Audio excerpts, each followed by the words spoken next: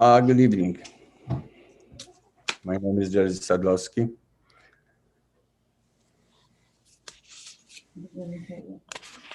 Możemy zrobić unmute. Chcesz powiedzieć? Good evening. My name is Jerzy Sadlowski.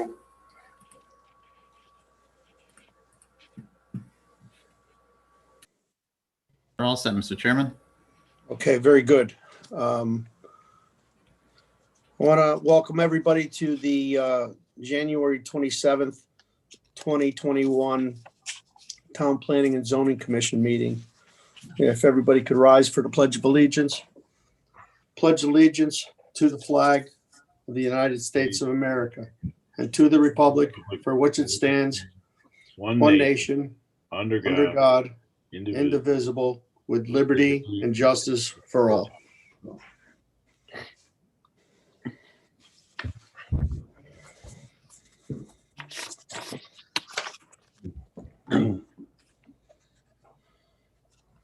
If Noreen, if you're there, if you could do the roll call, please.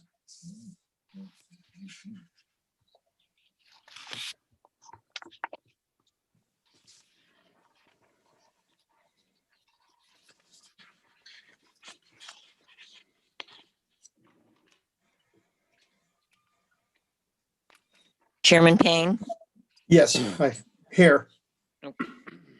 Commissioner Claffey, Here. Commissioner Fox, Here. Commissioner Havens, Here. Commissioner Linares, Here. Commissioner Sobieski, Here.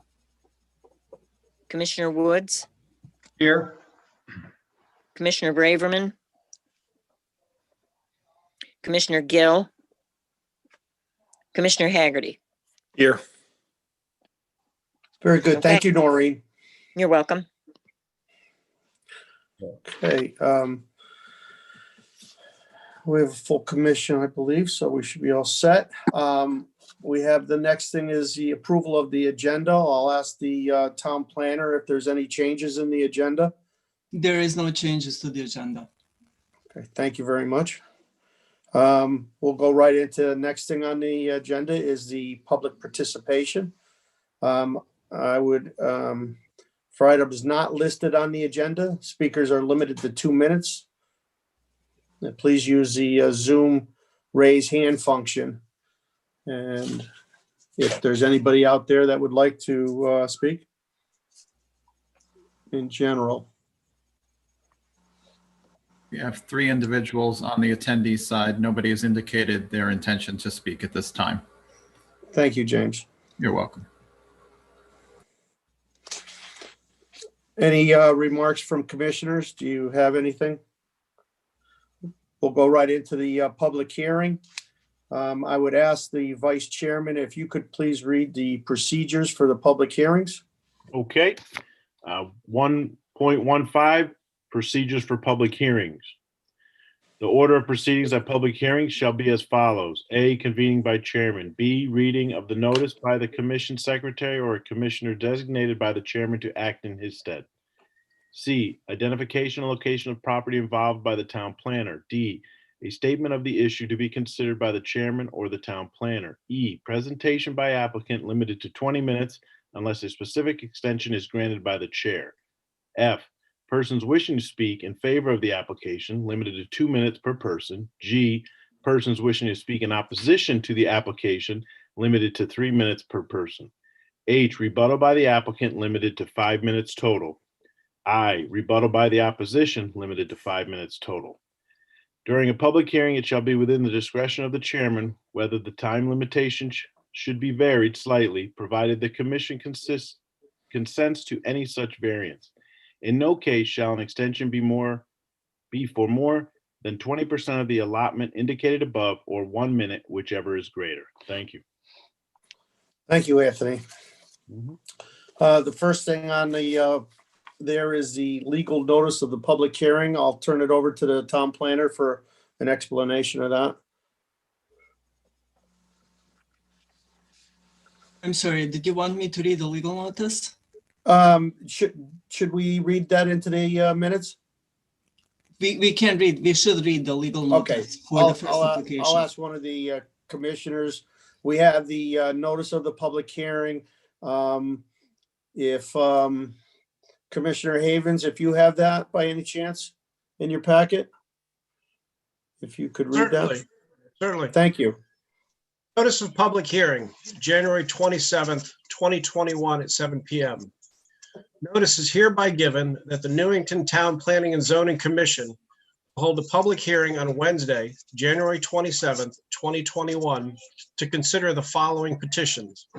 Number 1, petition 42-20, special permit, section 3.4.4, home occupation at 92 Old Musket Drive, Erika Whetzel, 92 Old Musket Drive, Newington, Connecticut, owner, applicant, contact.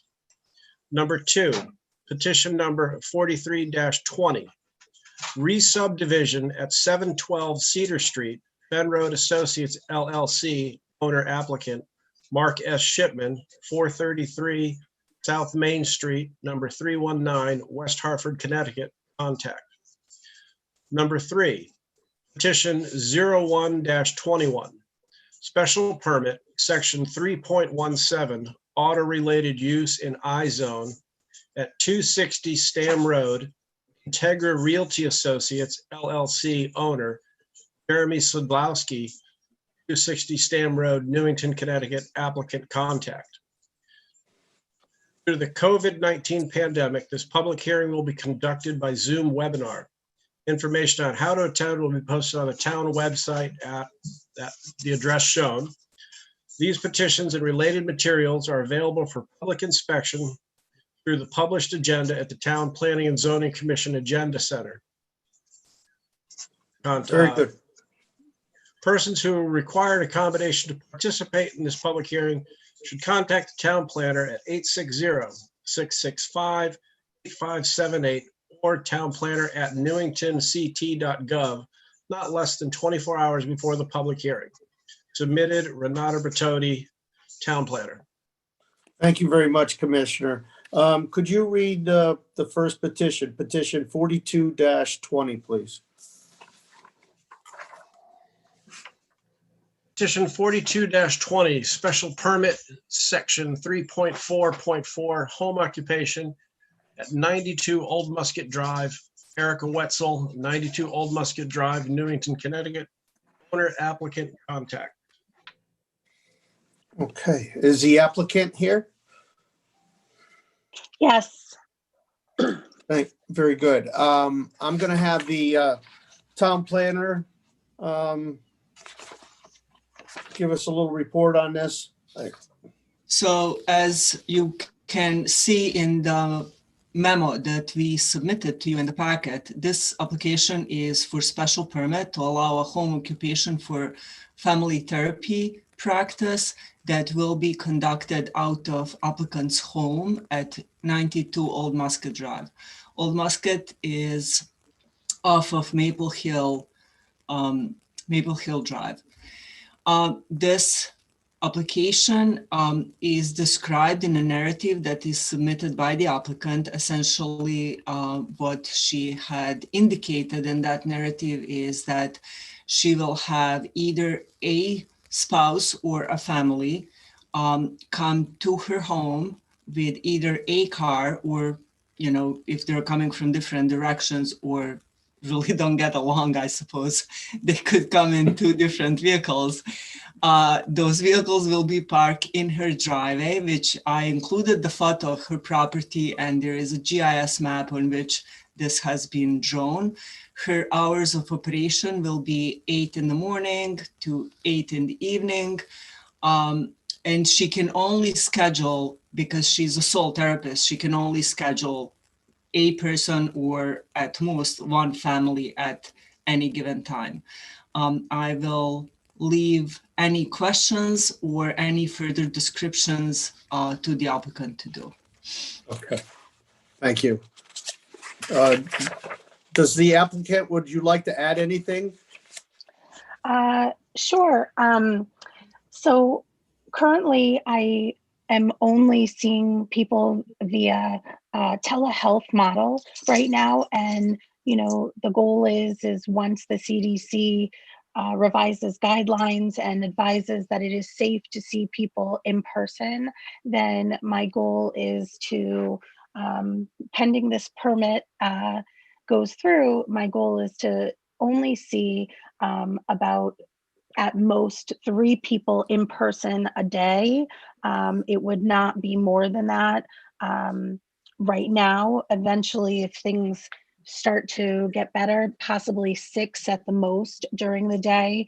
But as was just mentioned, that there would only be 1 car at a time in my driveway. I only can see 1 person at a time. I'm very conscious of who's coming and who's not, and I've vetted these people to make sure that they are safe, because obviously I have my own family, and I want to make sure that the safety is kept in consideration. Very good. Let's go right to the public, see if there's any public that, is there anybody out there in the public that would like to speak in favor of this application?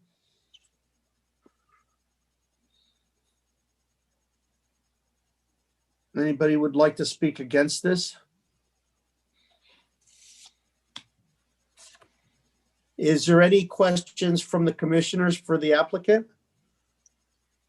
It's a pretty straightforward application. I don't see that it's going to be a big problem in the neighborhood at all. Do commissioners, do you have any questions? I don't have any questions, Mr. And no, Mr. Chairman, I don't have any. Thank you.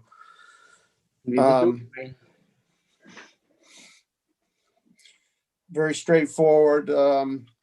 Very good. I think I would make a recommendation for somebody to make a motion to close petition 42-20 and move it to old business for action. So moved by Fox. Second by Motion. Sobieski. Motion made by Fox and seconded by Stanley Sobieski. Any questions? All in favor? Aye. Aye. Opposed? Motion carries unanimously. Very good. We'll be voting on this later on tonight. Thank you. Thank you. Could Commissioner Claffey, could you please read the next petition, our next public hearing, which is petition 43-20? Yep. Thank you. C2 petition number 43-20 re-subdivision at 712 Cedar Street, Fen Road Associates LLC, owner applicant Mark S. Shipman, 433 South Main Street, number 319, West Hartford, Connecticut. Contact. Thank you, Commissioner Claffey.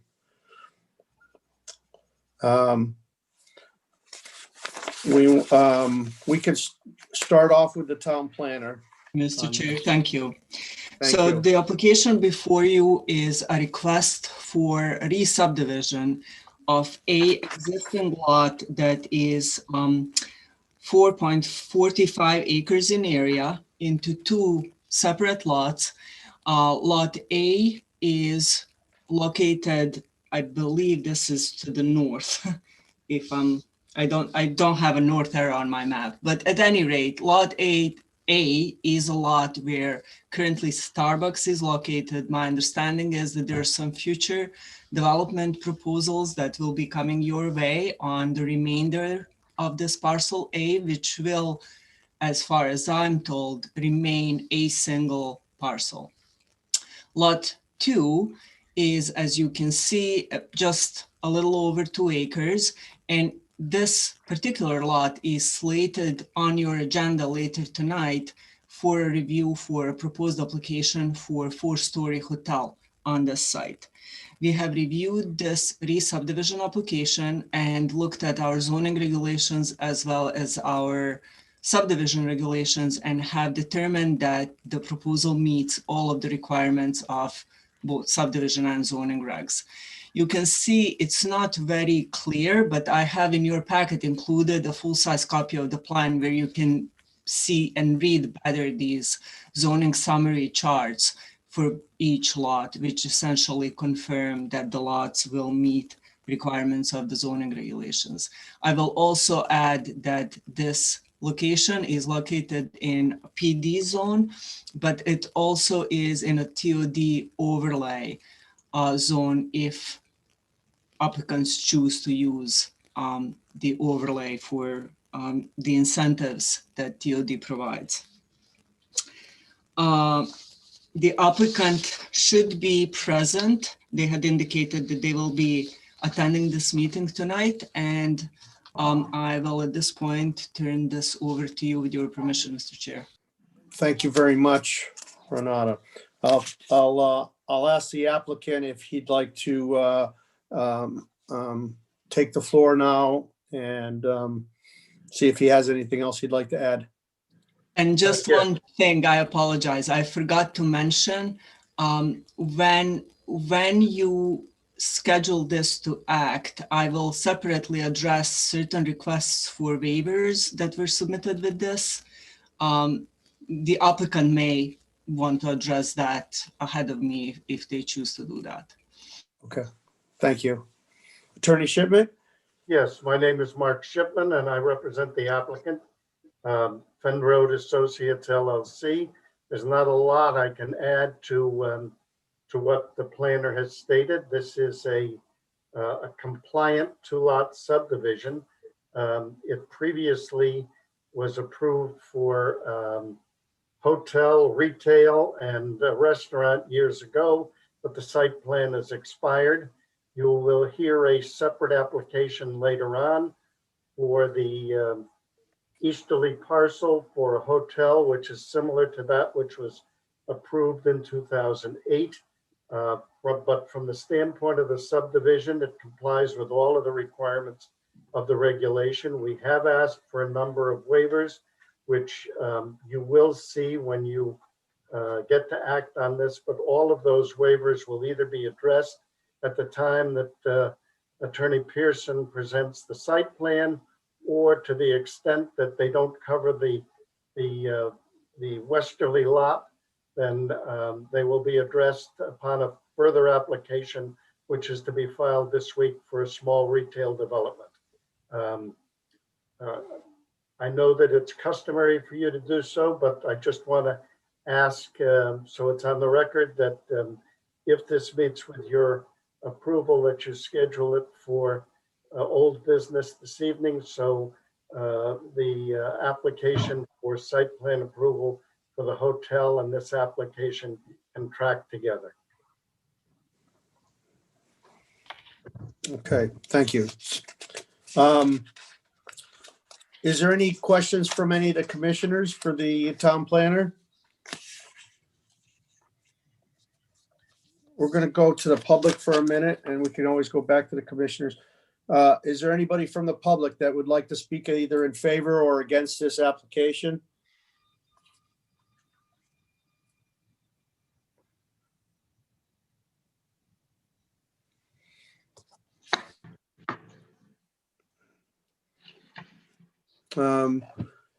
Hearing none, I'll ask one more time if the commissioners have any questions. Renata has done an excellent job. The town planner has done an excellent job explaining everything here.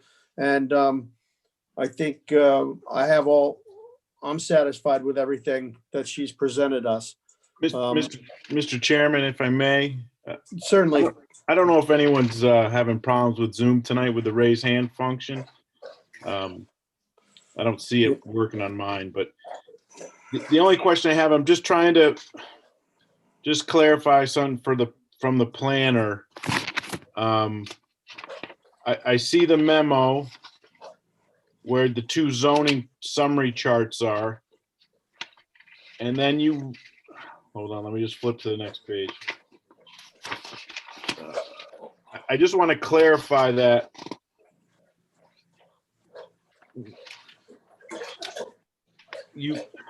we are separate. just to clarify, because we have something on the back end of tonight's meeting, I don't want it to cloud anyone's judgment. That yes, these work hand in hand at times, but specifically to this petition 43-20, and I don't want to muddy the waters, but I think I'm going to have to. How does it pertain to the second half of tonight's meeting on, I think it's on old business? I'm just a little. So, or excuse me, for new business 44-20. I guess I'm just trying to understand this because I want people to know that later starts the site plan approval, but prior we're separating these to allow that, correct? so the way the zoning district works, I believe, is you can have several buildings on one lot. So previously, some decades ago, if not longer than that, there was already a site plan approval for the hotel. I don't know whether or not that was done on the conceptual level, and the applicant at the time really didn't have an interested party who would take possession of the hotel and the lot and all of that stuff. Okay. What's happening tonight is they're effectively telling us we will split these two lots and the hotel will be a separate lot, a separate entity. The site plan is needed because the old one expired anyways. So they're somewhat related and somewhat not related, essentially. The re-subdivision itself is an application to split a lot. You can forget that there is any kind of approval that is, or any kind of application proposed for either one of these properties or coming in for either one of these properties, because once you look at the subdivision, all you really look is, do lot boundaries meet our zoning and subdivision regulations, and in particular, actually subdivision regs. So the 43-20 is totally separate than 44-20. They don't run together. That's what I'm trying to understand. So people understand that these are two separate. I guess that I'm not explaining. They are separate, but we once in a while we do run the site plan with the site plan with the the re-subdivision along with the site plan at the same meeting. Okay, but you're correct, Commissioner Clappy. They are totally separate. So our action on the first one, we shouldn't be thinking of the second one in theory. No, if you're satisfied with everything, we're going to move it forward. Okay. If you have a question, I got it. Thank you. Thank you, Renata. Any other commissioners have any other questions? Mr. Chairman. Commissioner Fox, go right ahead.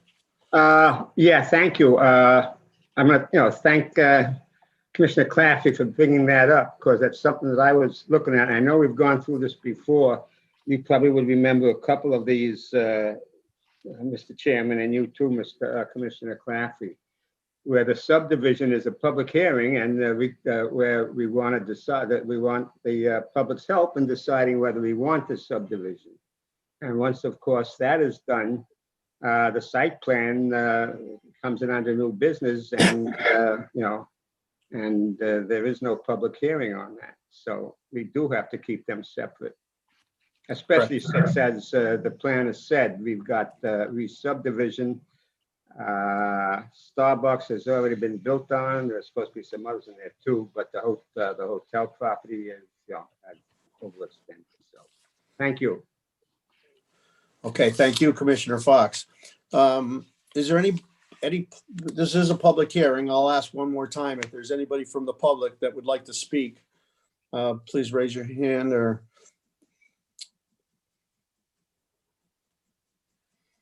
And seeing that there isn't anybody that would like to speak, and if there's no further questions from the commissioners, I would entertain a motion to close petition 43-20 and move it to old business. So moved, Mr. Chairman. Second. Motion moved by Commissioner Woods and seconded by Fox. Commissioner Fox. Thank you. All in favor? Aye. Aye. Opposed? Motion carries unanimously. And if I could have Commissioner Lenars read the next public hearing, which is petition 0121. Absolutely. Petition 01-21 special permit, section 3.17, auto-related use in I zone at 260 Stam Road, Integra Realty Associates LLC, owner Jersey Sedlowski, 260 Stam Road, Newington, Connecticut, applicant contact. Okay, thank you. I'm going to turn this over to the town planner to give us a report on this. And we have it in our packet. Sure. So this application is for special permit for auto-related use in industrial zone. This is about an acre, an area parcel. And there is a building that's occupied by this particular applicant about half of the front of the building. And then there are some uses in the back portion of the building as well. This application, as you can see in my recommendation, I recommend the commission denies tonight because, first of all, the plans and the information that was submitted, and the applicant is here to address these with you tonight, but the plan that was submitted is a number of years old and it doesn't represent the current conditions on the site. So you couldn't really act because it's not reflective of what's happening on this property. Secondly, there is a history of enforcement on this use that goes back to 1986. It started with a cease and desist for storing of junk motor vehicles and use of property without approved site plan in 86. Then enforcement picked up in 2006 with notice of violation for storing of unregistered vehicles. In 2007, a special permit for auto-related use under section 611 was denied by the TPZ.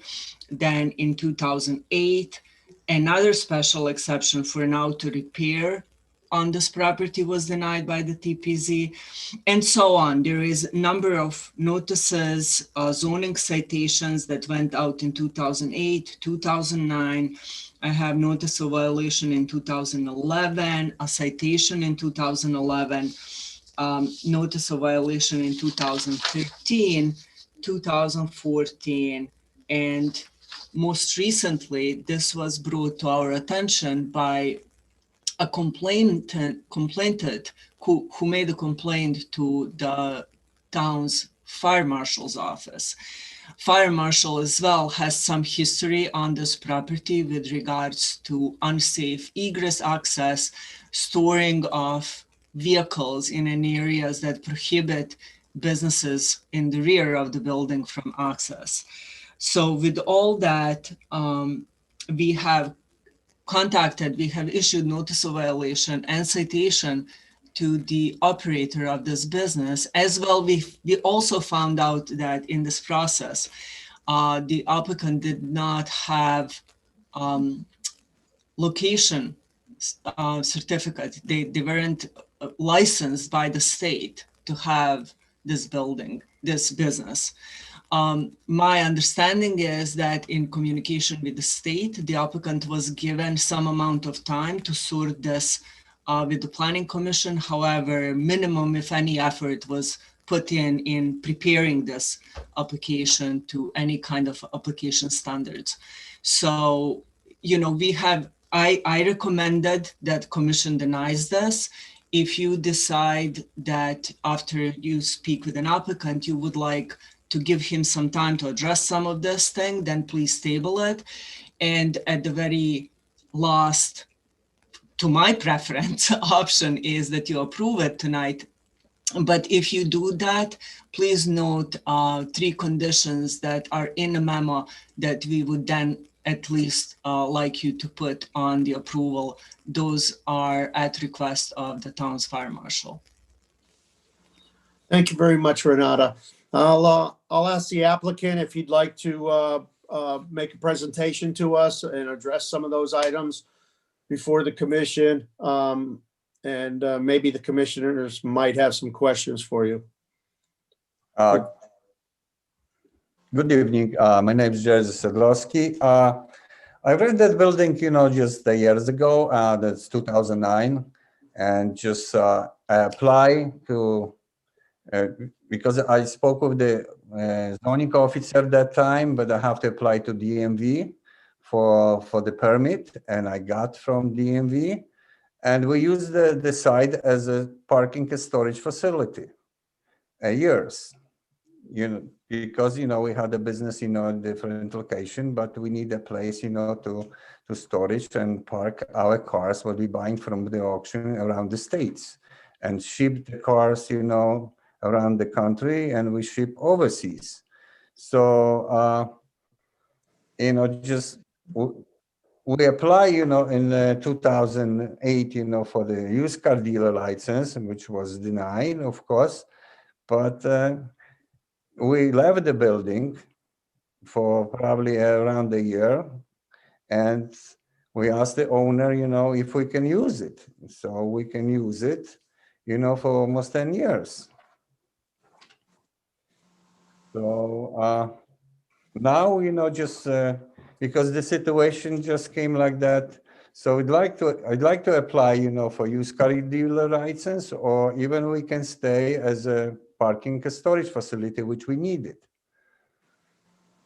We have many cars, and because of the COVID right now, we have a problem to get rid of the cars, because the Connecticut law, especially DMV, make a regulation when every car to put back on the auction have to have insurance damage report, which we have problem to get from insurance company. So when we buy the car in Virginia, Florida, or any other states, they don't need it, and they don't want to give it to us, and we have a problem to put back on the auction. Otherwise, we have to move these cars, to Virginia, which costs, a lot of money, like $500-600 a car. What we pay, bring it over here. So likely, right now we're just stuck. It's no people to work, and the auctions make a lot of problems because they don't want to take a car back. So the process is, we're removing the cars, every week, but it's not enough, I believe so. Okay, thank you very much. Do any of the commissioners have any questions? All right, So, hold on, I have a question. I was muted. I'm sorry. Okay, no problem. Commissioner Claffey, go right ahead. Just want to know if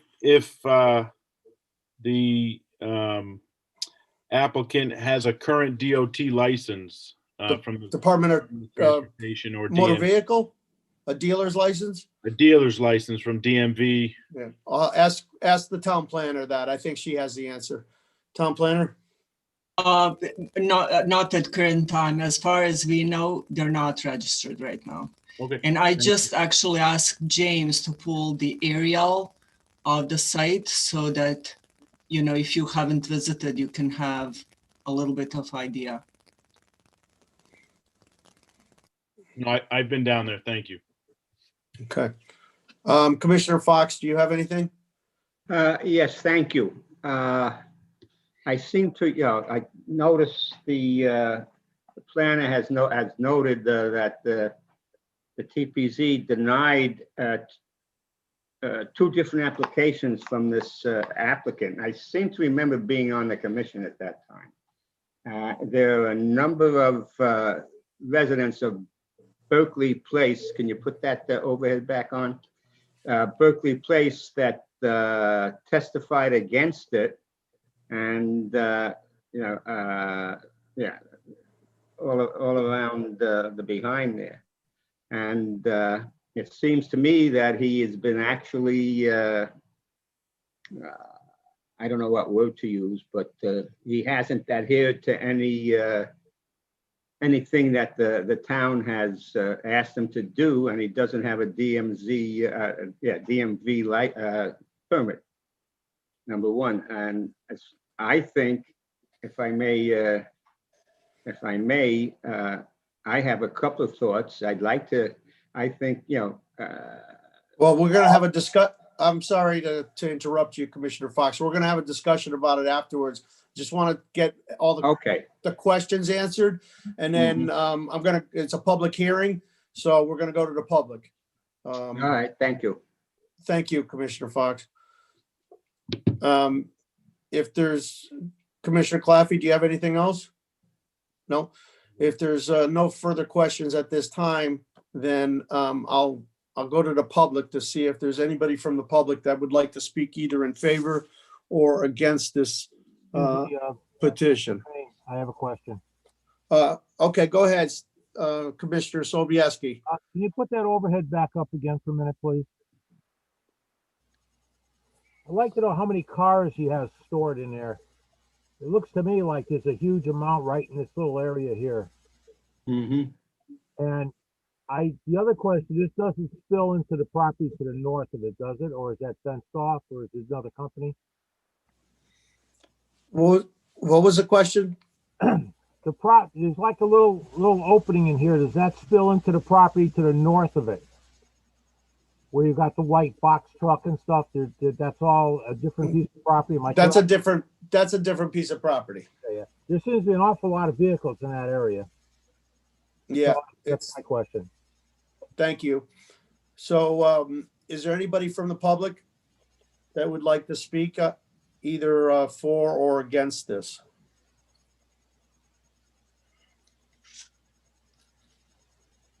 Hearing none, I would suggest a motion to move petition 0121 to old business for discussion.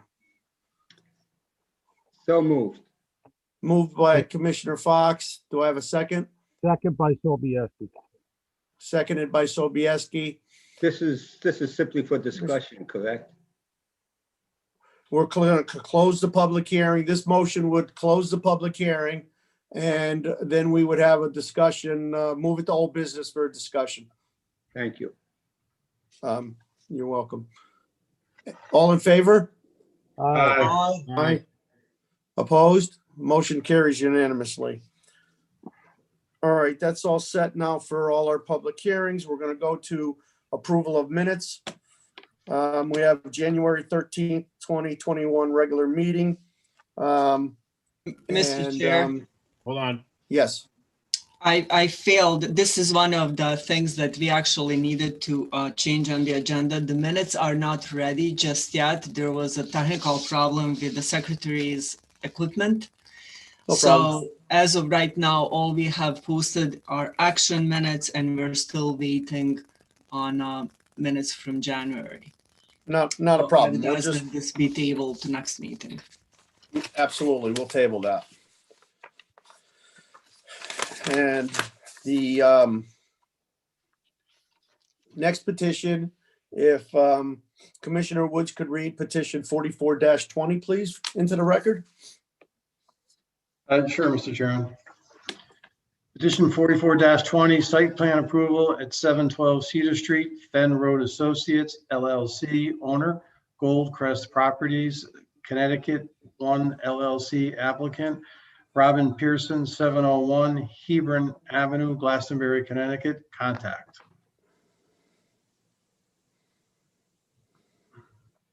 Thank you. Yep. And we'll go to the town planner first, and then we'll go to the applicant. So again, this is an application that was previously approved in 2008 for a site plan for a 4-story hotel. That site plan application has since expired.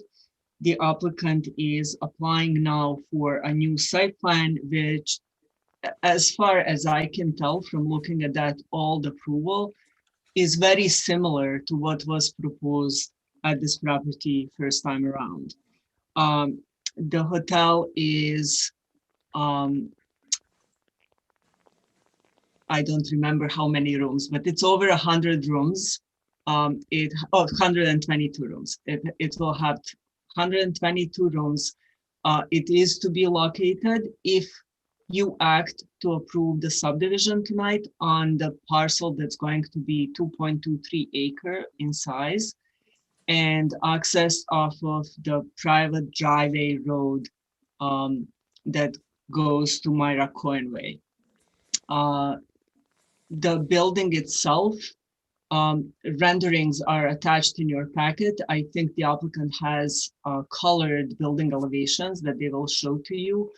I personally found the building to be reasonably attractive for that location, and the hotel use is an allowed use in the PD zoning district. As I mentioned in Eric's memo that I kind of edited a little bit, the applicant has chosen to design this development proposal to meet PD regulation, and they did not opt to use the TOD incentives that exist on the site. They were able to design it so that it meets the existing zoning district without an overlay. And that's really all I have to say about this. I had made some comments as we reviewed these plans. We made some comments. In particular, I had asked that certain elements of the retaining wall be designed a little bit nicer. They have addressed that. We have discussed with them some engineering comments, and as it is right now, all of our planning comments as well as our engineering comments are addressed. And I am going to leave here the rest of this presentation to Ms. Pearson. Thank you very much.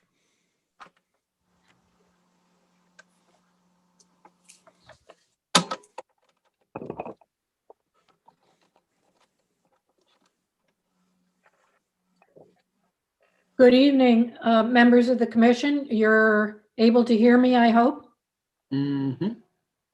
Yes, we are. Good.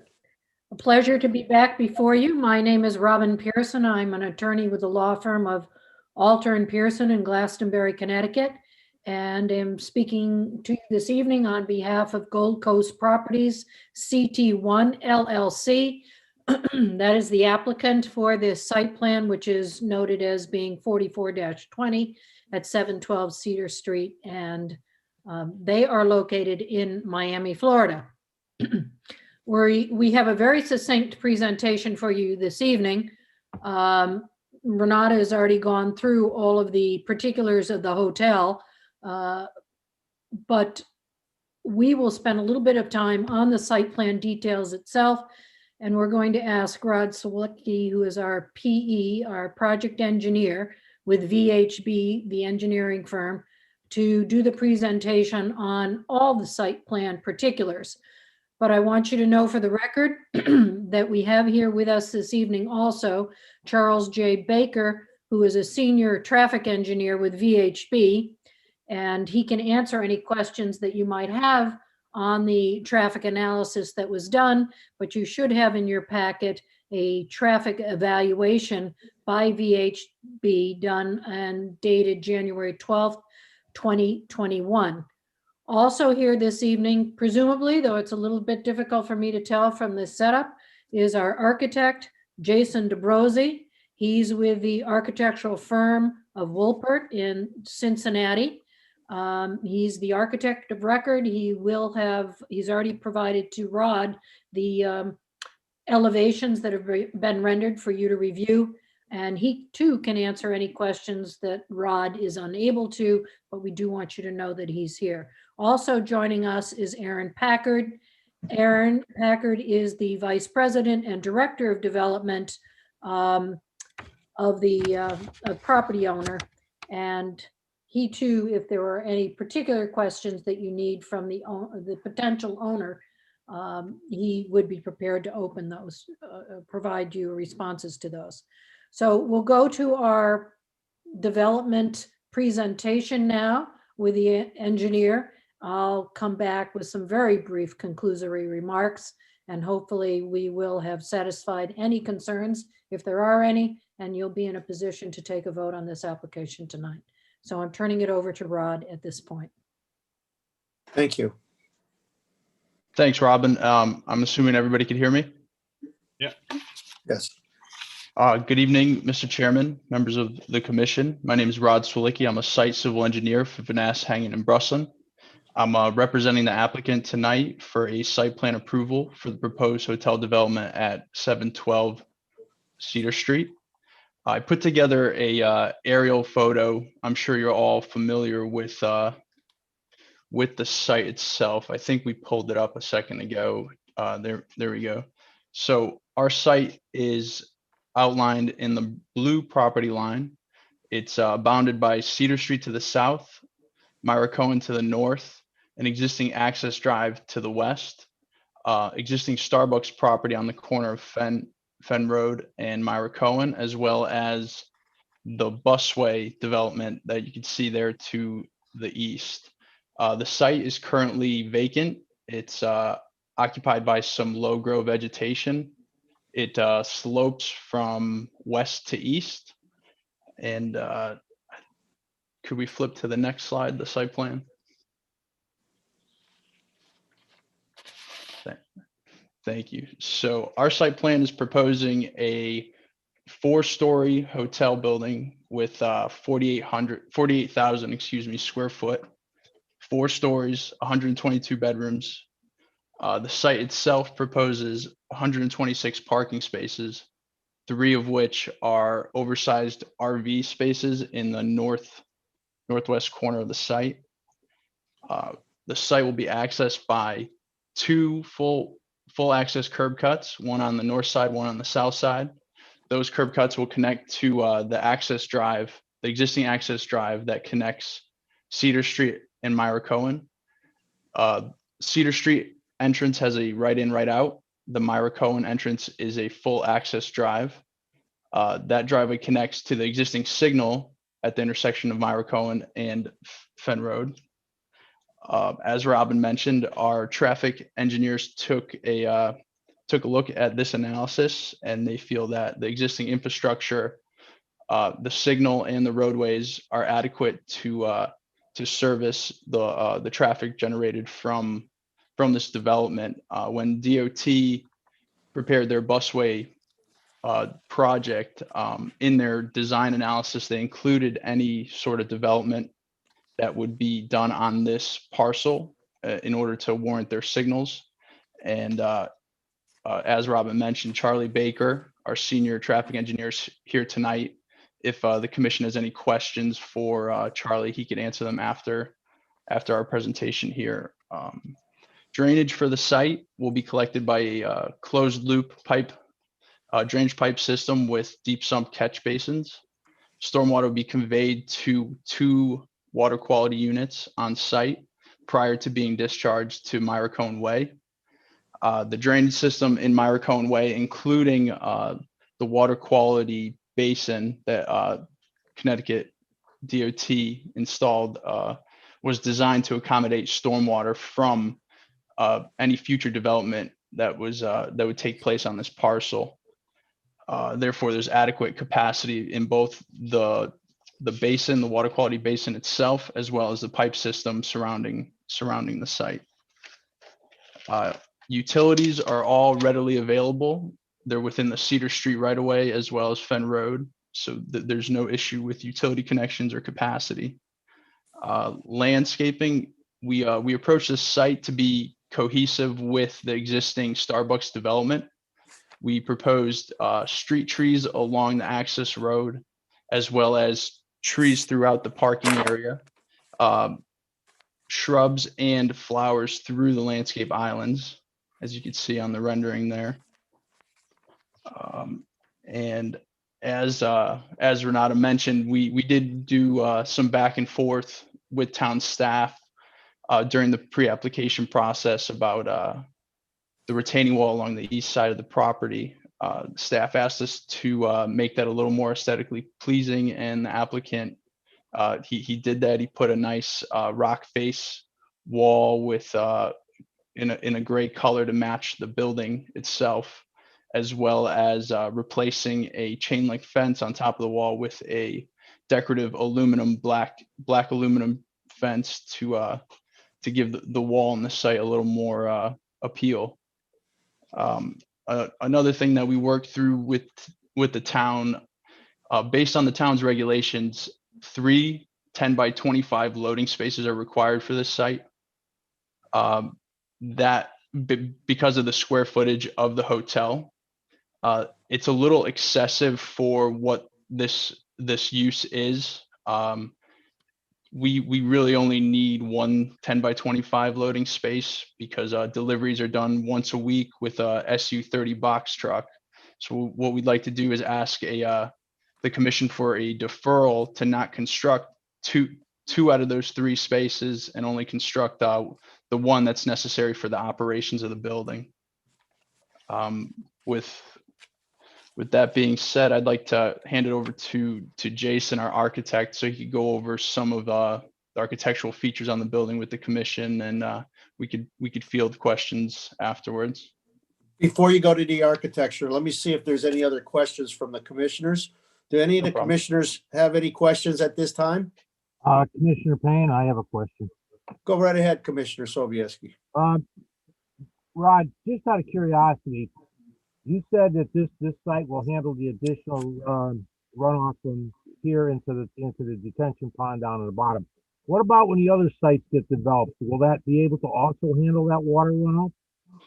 Yes, it would, Commissioner. When the DOT designed that water quality basin and the drainage system, they took into account actually 100% impervious development to be a little overboard. Where obviously we're not paving this whole site, so we're under that capacity. So they did their design conservatively, so they oversized their pipes and their basin. And one other question, I know at some point about, I don't know, 6, 7, 8 years ago, there was going to be a detention pond in here. Is that on your property or is it on the property below it? That if we could go to the aerial, I think that would show us the best. And that existing water quality basin is on the property of the CTDOT of their busway. So that large basin collects the stormwater for basically this whole area. Oh, okay. I was under the impression there was another one back here along the south side of the property. I must have been wrong. Okay, no problem. Thank you. Yep. Okay. Is there any other questions from the commissioners? Mr. Chairman? Yes, Commissioner Fox. Thank you. Through the chairman, I see, and kind of difficult for me, I wish I had a full size. Maybe we ought to think about that, Madam Planner, getting some full size prints for the next, I see some light poles. What about any other lighting? I don't see that many light poles. What about any opaques along the wall? Lighting the parking lot and entrances? Well, we can go to the applicant right now and ask him.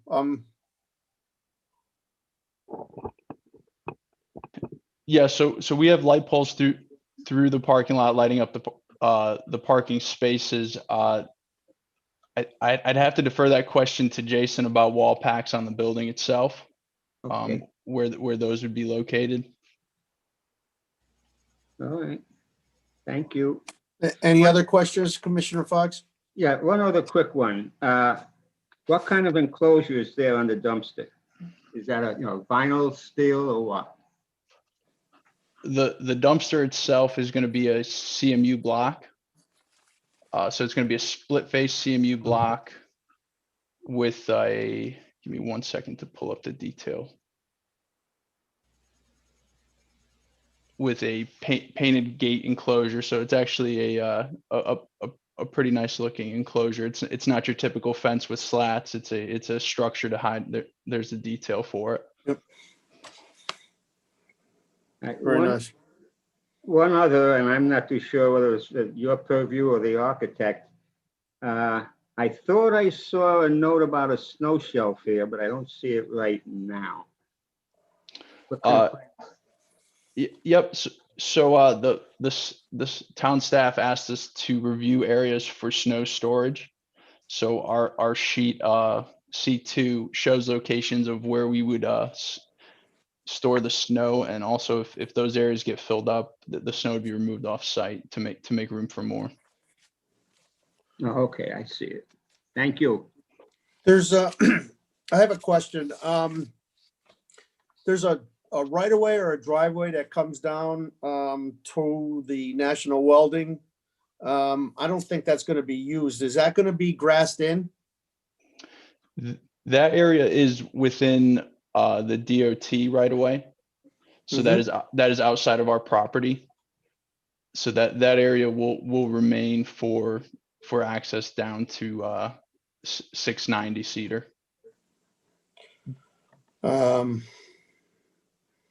Yeah, I don't think 690 needs that access. You can't- it's a- Dominic, where are you speaking of? Just clarify if you could.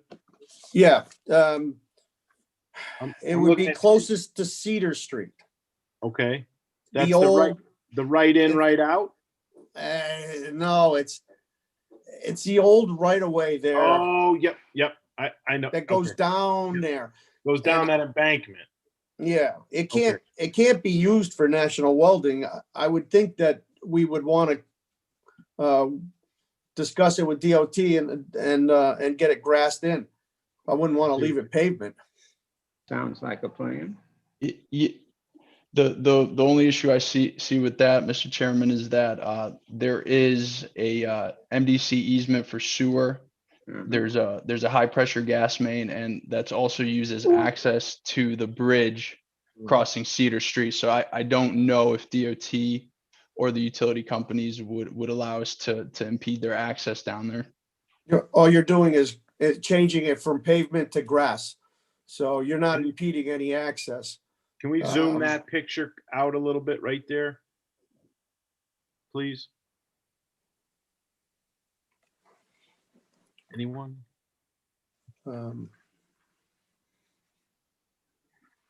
Is that better? Yeah, okay, I got you.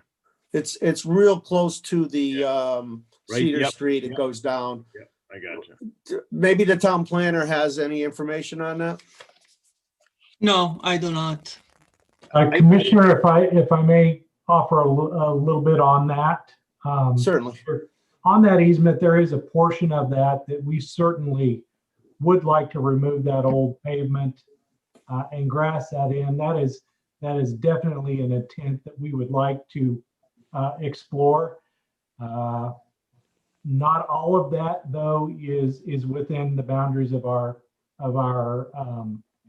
we will be purchasing. We can take care of part of it, but not all of it. But we would need some help from the city, which does own that easement because it benefits 690 Cedar, and currently it gives access to that. Not just for utilities, but also for vehicular access. So being able to remove that would require, like I said, the town's approval and a change to the easement agreement. Thank you very much. All right. Mr. Chairman, I had a question. Go ahead, Commissioner Claffey. This question is for Rod.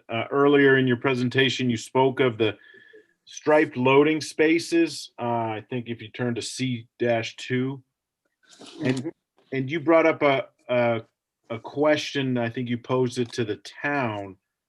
Can you kind of go a little more in depth? You had said, I get there for their delivery trucks, their loading trucks, but you had asked something specific about the requirement of that. Mr. Chair, if I may address this question. Go ahead, Renata. So under our current regulations, under section 6.1.2 of our zoning regs, we require for a hotel, for a building this size and a hotel, we require 3 loading spaces. Operationally, it is absolutely excessive to require that much. They will use 1 loading space for infrequent deliveries of things to them, so they really don't need 3 designated loading areas.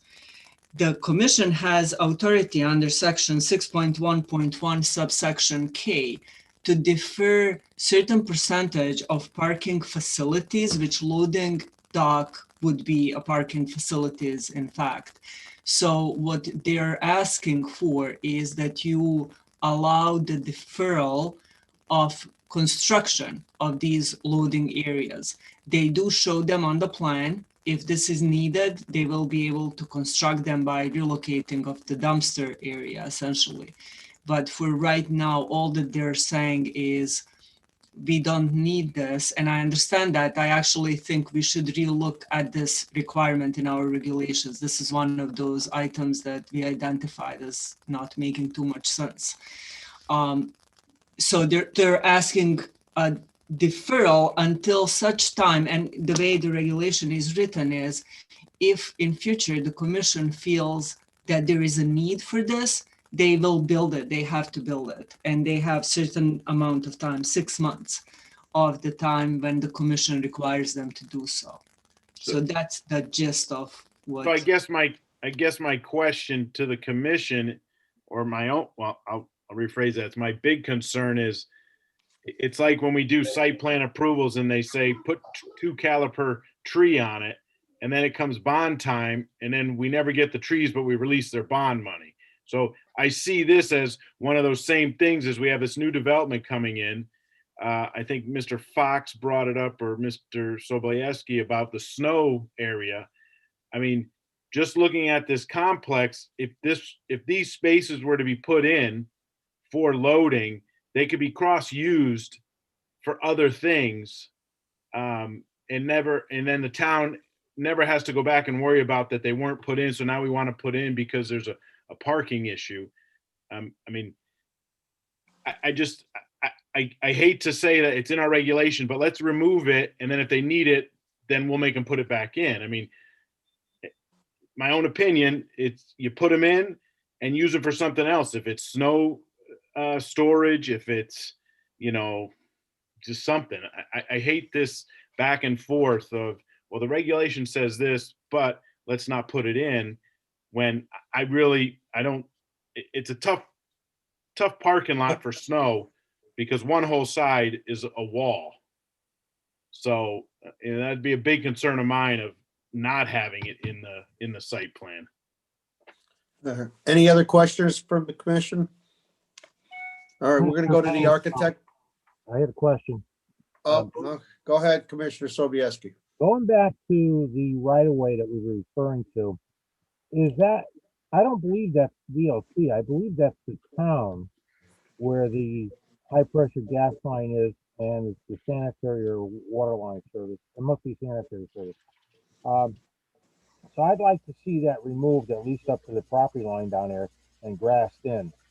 I think the town would have the authority to do that, but you might want to check with DOT maintenance, staff maintenance at the main building, and ask them if there's an issue with that. If we put grass in there, and if they need to get into service the bridge, then they'll just be driving over the grass, or they may be able to service the bridge from underneath on a busway.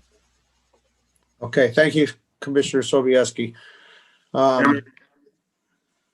Commissioner Gill. Yeah, back to the light poles.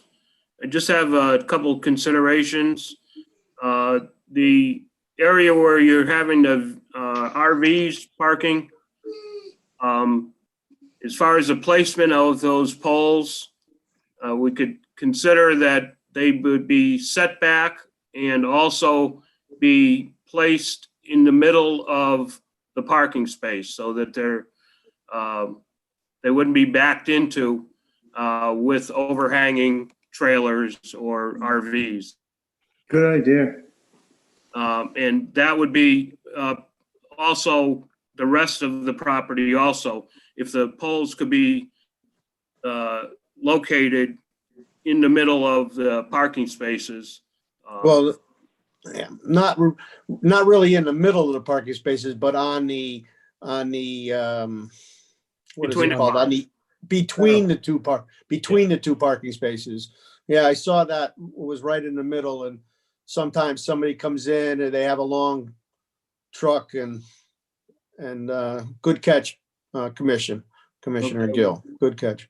One other question I have is, as far as charging stations for electric cars, it's just a possible of having capacity at the light poles that future maybe installing charging stations at the light poles also. It's becoming more prevalent and yeah, it's just a consideration. Okay, thank you, Commissioner. If there's no further questions, I'd like to go to the architect to have him make his presentation.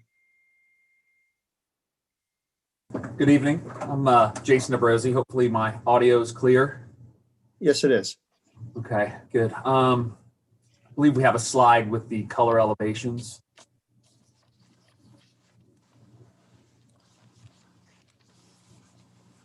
I'm not sure if it's... It takes a moment to build. Okay. Oh, there we go. So the proposed hotel is a Woodspring Suites. It's a Choice Hotel brand. Like mentioned before, it's 4-story, 122 rooms. Starting from the ground floor, working up, the first floor is wrapped with a manufactured stone veneer by Environmental Stoneworks for an attractive, durable, long-lasting finish. At the front and rear of the building, we carry the stone up in the front 3 stories, in the rear roughly around 2 stories to accent the entry points.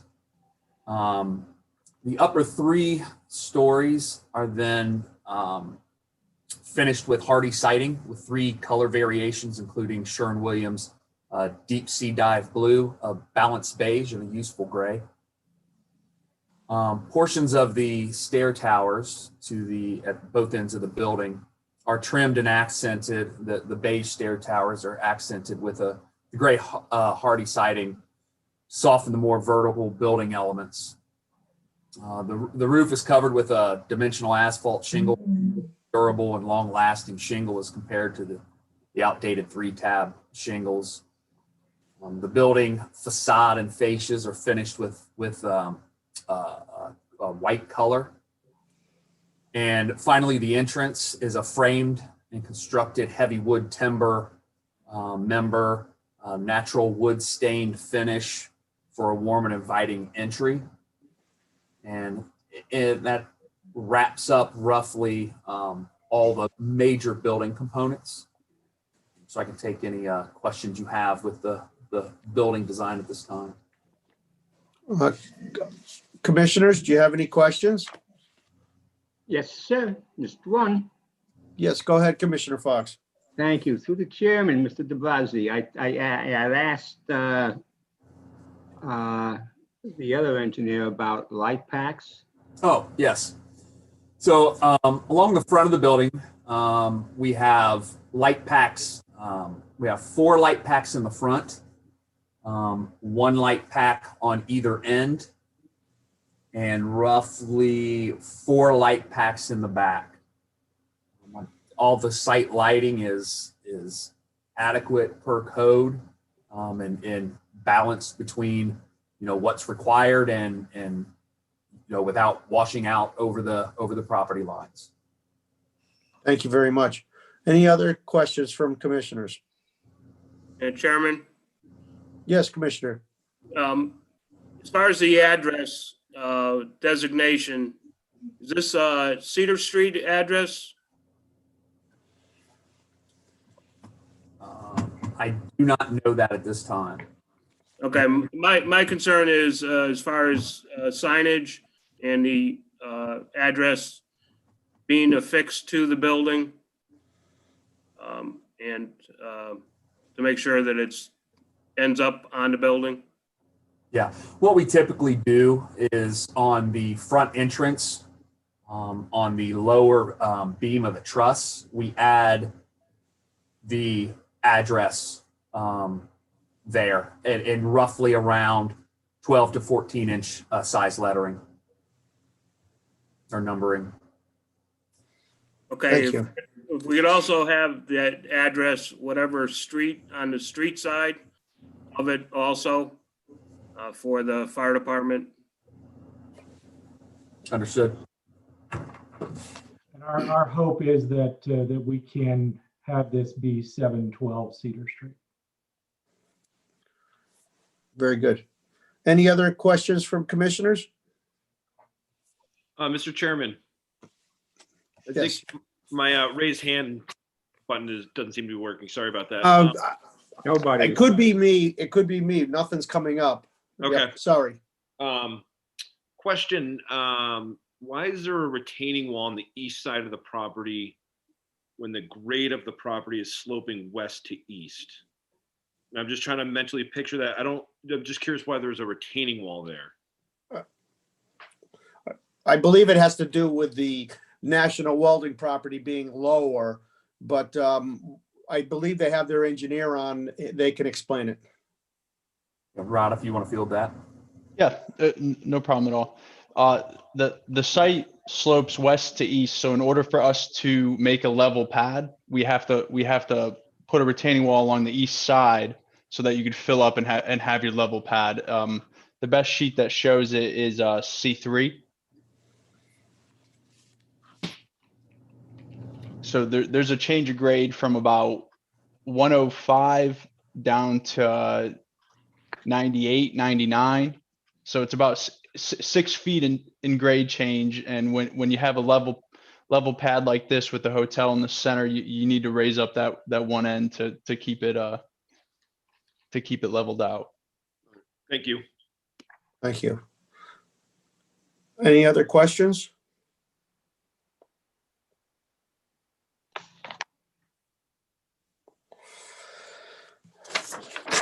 Do you have anything else that you'd like to present? Robin Pearson again. The only thing I'd like to say is that this is, as you know, a site plan review, which is administrative. And if the application meets the regulations, it's certainly appropriate for the commission to approve the application tonight. We believe we've prepared plans and responded to all the comments such that we can say with confidence that the application does meet all of your regulatory requirements. And you do have Renata's memorandum, or actually it probably came in from the assistant planner, but in that there is a specific recommendation for approval and a finding by staff that the application does meet the requirements. So we would ask that based on that and everything you've heard tonight, unless there's still any questions, we would ask that you approve the application. That would take place after approving a subdivision application, which would create this Lot B, which is the easterly lot that we are proposing to be developed in accordance with this plan. And finally, just want to say that Gold Coast Properties CT1 LLC looks forward to being able to bring this hotel to fruition on this site as soon as possible. Fantastic. Thank you very much. Is there any other questions from the commissioners? Mr. Chairman, I have a question. Commissioner Claffey, go right ahead. I didn't hear anything back from any fellow commissioners. I know we talked about light poles and placements. But again, I'm getting back to this site plan, the C2 of the striped loading area. I bring it up because there's a lot of places in town that, you know, could have probably used this. And now we're not. I see the regulations of 6.1 and 2, 6.1.2. I must have missed the sentence where we can say no to it, but well, it's just a deferment. We've done this on other applications, but let's hear from the other commissioners and see what their thoughts are. All right. I mean, I just want to know if we're going to defer it, do we make it grass? Do we make it bituminous, material where you could park something on it for the future so it's already in? Like they do at West Farms Mall where they put the concrete under and the grass. Well, let's ask the either the applicant or maybe Renata can answer that. I believe it would be grass. So the applicant can respond as to what they would do there, but what I would like for you to approve tonight is this plan as is, with deferred construction of the loading areas. Essentially, they'll use it for parking. That's what's going to happen.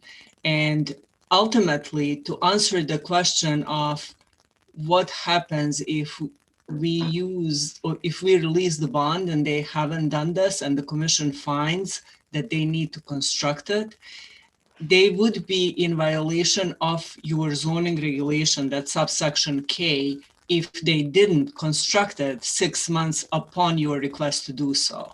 So there is always a little risk, I suppose, but in this particular instance, there is definitely a way to address if there is a need to have 3 loading areas. So let me clarify that, Renata, if I may. So is that subsection K for parking requirement, and that loading is It's also for part of- parking. It's for parking facilities, which loading areas are parking facilities. That's what you can. I thought it was spaces. Okay, thank you. Okay, is there any other commissioners have any questions? I do, Mr. Chairman. No, well, not Go really ahead. questioning. I was going to comment. I'm fine with the planner's explanation that we do not need the additional loading zones. So I'm okay to move forward with that. And I think Commissioner Gill's remarks on the light poles is an excellent one, although I don't know if it could be achieved fully and still get the lighting that they need. So I think the developer can probably do the best he can, but some unfortunately might end up in the center of a parking spot. And maybe what you do there, and it would be up to them, is maybe you put it on a higher concrete base so that they back into the base and not the pole, if in fact it happens. And I can address that directly. Yes, we do put them on a higher base, 2'6" to 3 foot, just for that specific reason, so that you're not hitting the pole, you're hitting the concrete. Yeah, no matter where you put them, they're going to get hit. We all know that, because that's just life. It's even if you're 4 feet away, they're going to hit. So, yeah. Is there anything else, Commissioner Woods? No, that was it. Commissioner Claffey wanted to hear from others, and so I just wanted to pipe in on the loading zones and the poles. Okay. Any other questions from any of the other commissioners? Chairman. Commissioner Fox. Thank you, Mr. Chairman. Through the chairman, actually just a comment. As far as the loading zone is concerned, I forget who it was, Commissioner Claffey or Sobieski was mentioning that if they're left the way, if it's left the way it is, at least when there aren't that many deliveries being made according to the applicant, and they are basically box trucks, and so when there is a snowstorm, it can be used for that. It can be used for whatever little thing they need to. So I would leave them the way it is.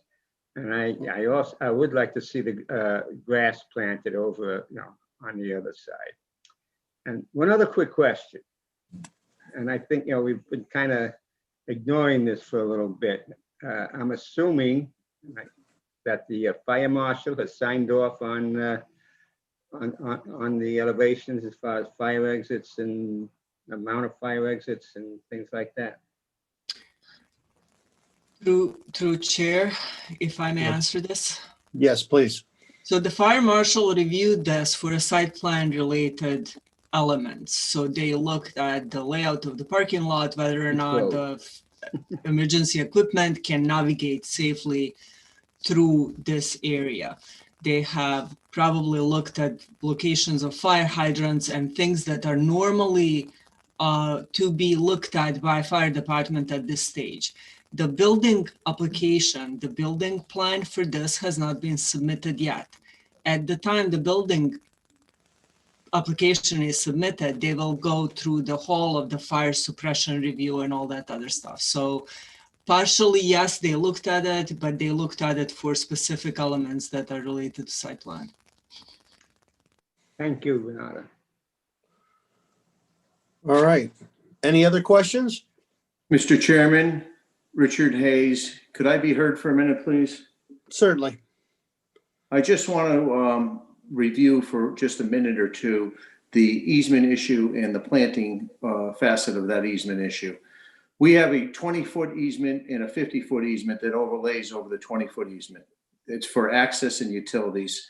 It's been there since Louis Kazera owned the property. He granted it to himself so that he could run his utilities and have some access down to his manufacturing facility when National Welding existed there. And one of the key issues here is I want to remind all of the commissioners, and hopefully you will remember, when we proposed the Starbucks in 2016, the then chairman, Mr. Aida, had put a condition on that application so that we wouldn't be able to use that access any longer. Essentially, it's obsolete because of two items. First, we had some grading rights back there, but also the DOT in 2013 did a taking back there for the bridge abutment. And I could give you copies of those plans if any of the commissioners are interested. So that between those two items, certainly the utility corridor is still viable, but the access is not. And we would think that it would be awful difficult to put an access drive any closer to Cedar Street than what exists there today.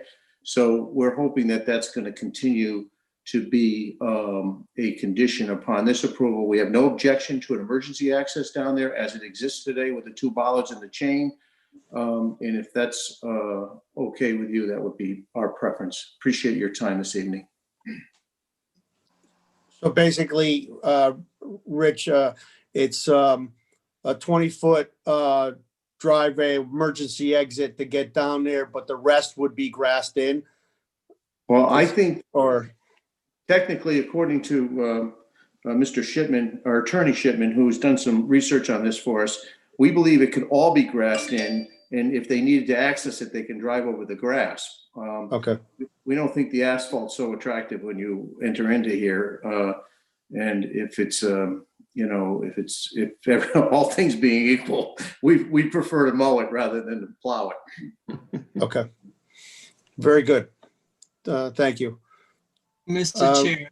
Yes, Renata. And if I may, through you, just add, James, if you move on to the landscaping plan for this proposal, talking about this specific property, the elements of site plan which are within the confines of the boundaries of this property, I believe, if my recollection serves me correctly, that this section that is within their property is already shown as a grass.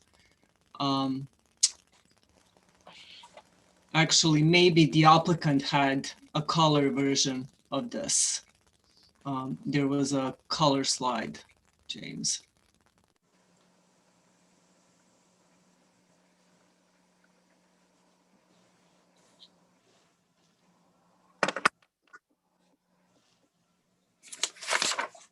This one you're indicating, Renata? Yes, this is the one. So the applicant can clarify, but as far as I can tell, they're proposing this section to be grass already, at least within, what's within their property. Could the applicant take it from here? Yeah, that's exactly right, Renata. We would like to grass that whole area and clean it up to our property line. So up to where we have rights to do that, we would like to put grass in and clean up the broken pavement. Mr. Chairman? Yes, Commissioner Woods. Again, looking at this, the issue though is that obviously the pavement extends all the way out to the road. And I'm assuming from the edge of the road into your property line is the DOT right of way. Am I correct in that assumption? That is correct, Commissioner. Yeah, so I'm sure you would love to get grass all the way out to that curb line. And if we can get DOT to join in, we're fine. And then to the east, it's up to the town. But I don't think the town is looking to use that as an access point at all. So I'm sure the town would be more than happy to work along with the developer when they are doing this to green that space, as long as DOT is willing to give it up. Because like, I think the town's in the same position you are. It's probably all DOT right away. Mr. Chairman, maybe they can be of some assistance. Certainly. Go ahead, Attorney Shipman. Portion of the right of way that we're talking about grassing belongs to the town. The portion that the state condemned is east of the town, of the hotel's property line. So if the town had no problem with grassing it, then it can be grassed. It's an easement, and as long as it's not obstructed, it's fine to be grassed. Okay, thank you. So that's grassing the town portion of the easement, not the DOT area. Which is east of this property. Okay. All right. Renata, is there a problem having that as a condition on the approval? Which one? So that they put the grass on front? Yeah, grass on the easement. As long as area. it's within their property, you cannot, you should not require any kind of off-site or any kind of conditions that requires them to have third-party agreements. So for anything that's outside of their property line, you can impose conditions and modifications, but not within the DOT right of way, essentially. Yeah, so it could be conditioned that they should grass their entire area, their entire property. And on the south side, right? On the south side, yes. Yeah. Okay. If there's nothing else, I suggest the motion that we close petition 44-20 and move it to old business. So moved, Mr. Chairman. Motion made by Commissioner Woods. Do I have a second? Second by Sobieski. Seconded by Commissioner Sobieski. All in favor? Aye. Aye. Aye. Opposed? Motion carries unanimously. Okay, so now we're on old business. And if I could have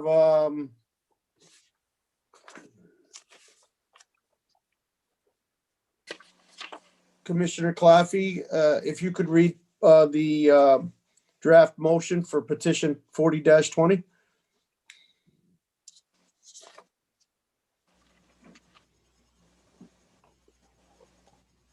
You're muted, Commissioner Claffey. If somebody has it readily available, because I'll have to get out of Zoom to go find it in emails. Okay. Zoom's already kicked me out tonight. Okay. Is there another commissioner? I'll take it. Petition 40-20, site plan modification at 15 Mill Street Extension, New Meadow Elderly Housing. Excuse me.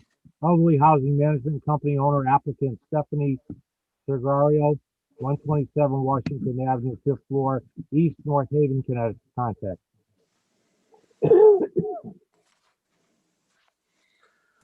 And we're tabling this. Renata, you want to give us a report?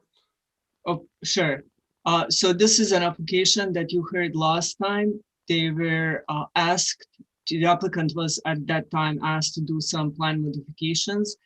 They didn't do that yet. So they had asked to be tabled until your next meeting in February. Okay, very good. So we'll table that until our next meeting. Mr. Chairman? Yes, Commissioner Fox. I don't think technically when Commissioner Sobieski read it, didn't make the motion to table. So if you move to table the site plan modification to add parking spaces and construct an underground drainage detention system, you'd be complete. Thank you, Commissioner Fox. Do I have a second? Second by Sobieski. So seconded by Commissioner Sobieski. All in favor? Aye. Aye. Aye. Opposed? Motion carries unanimously. The next petition is petition 42-20. Commissioner Woods, could you read that?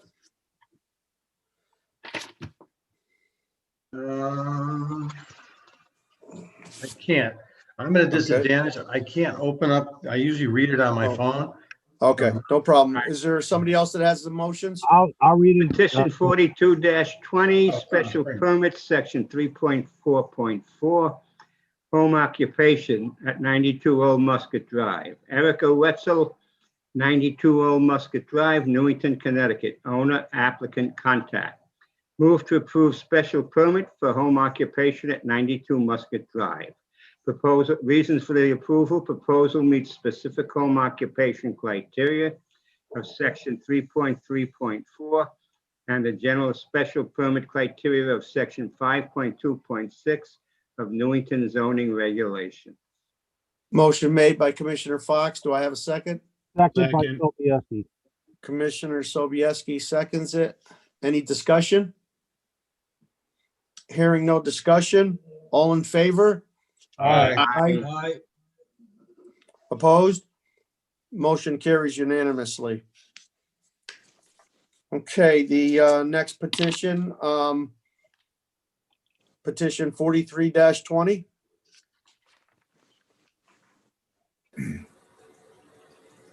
Want me to do this one again, too? Commissioner Havens, do you have the? Certainly. Thank you. Petition 43-20, re-subdivision at 712 Cedar Street, Fen Road Associates LLC, owner applicant, Mark S. Shipman, 433 South Main Street, number 319, West Hartford, Connecticut, contact. Move to approve the two-lot re-subdivision at 712 Cedar Street with the modifications. 1, following requirements are deferred until a development proposal is submitted. A, section 3.9, open space improvements. B, section 3.10, pedestrian and bike path improvements. C, section 3.11, sidewalk. D, section 3.16, solar access. E, section 3.17, erosion and sedimentation control. F, sections 6.1H and 6.1I, letter from New Britain, RE, public services available. Reasons for the approval: the proposed re-subdivision meets requirements of the Newington zoning and subdivision regulations. Motion made by Commissioner Havens. Do I have a second? Second by Sobieski. Seconded by Commissioner Sobieski. Any discussion? All in favor? Aye. Aye. Opposed? Motion carries unanimously. Okay, and the next petition is Commissioner Havens, if you could read petition 44-20, please. Certainly. Can they pop it up on the screen?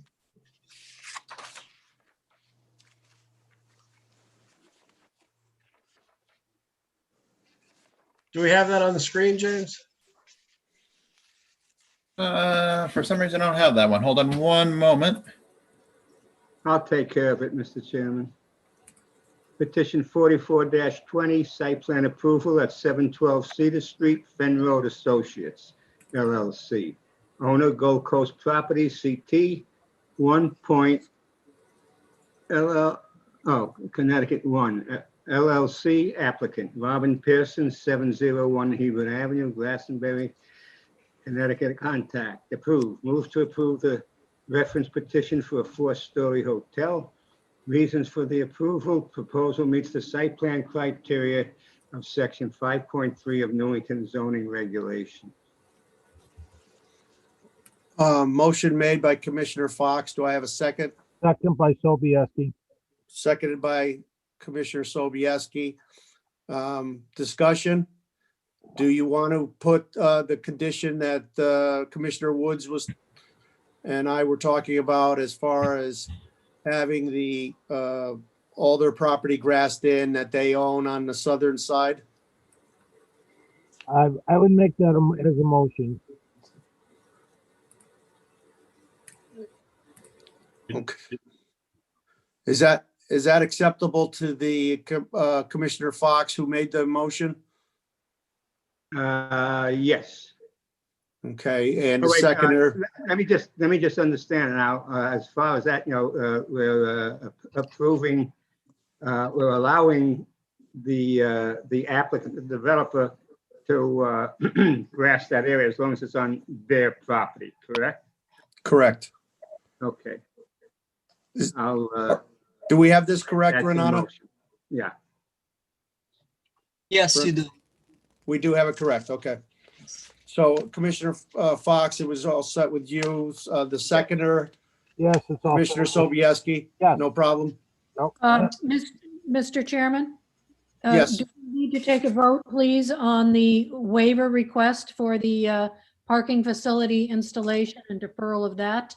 And I don't recall what other waivers there were that were specific. I just want to make sure those are voted on. We're deferring them. Yeah, but So- did we vote as a commission to defer it? That's what she's asking. Yes, that was, No, Wasn't because then the mentioned in grass was part of that conversation too. I don't even know how the grass came into this because the road's not on their property. did we? I don't see the road in their site plan. That's why I'm kind of surprised why it's been brought up as discussion point for this access road when it wasn't on their site plan.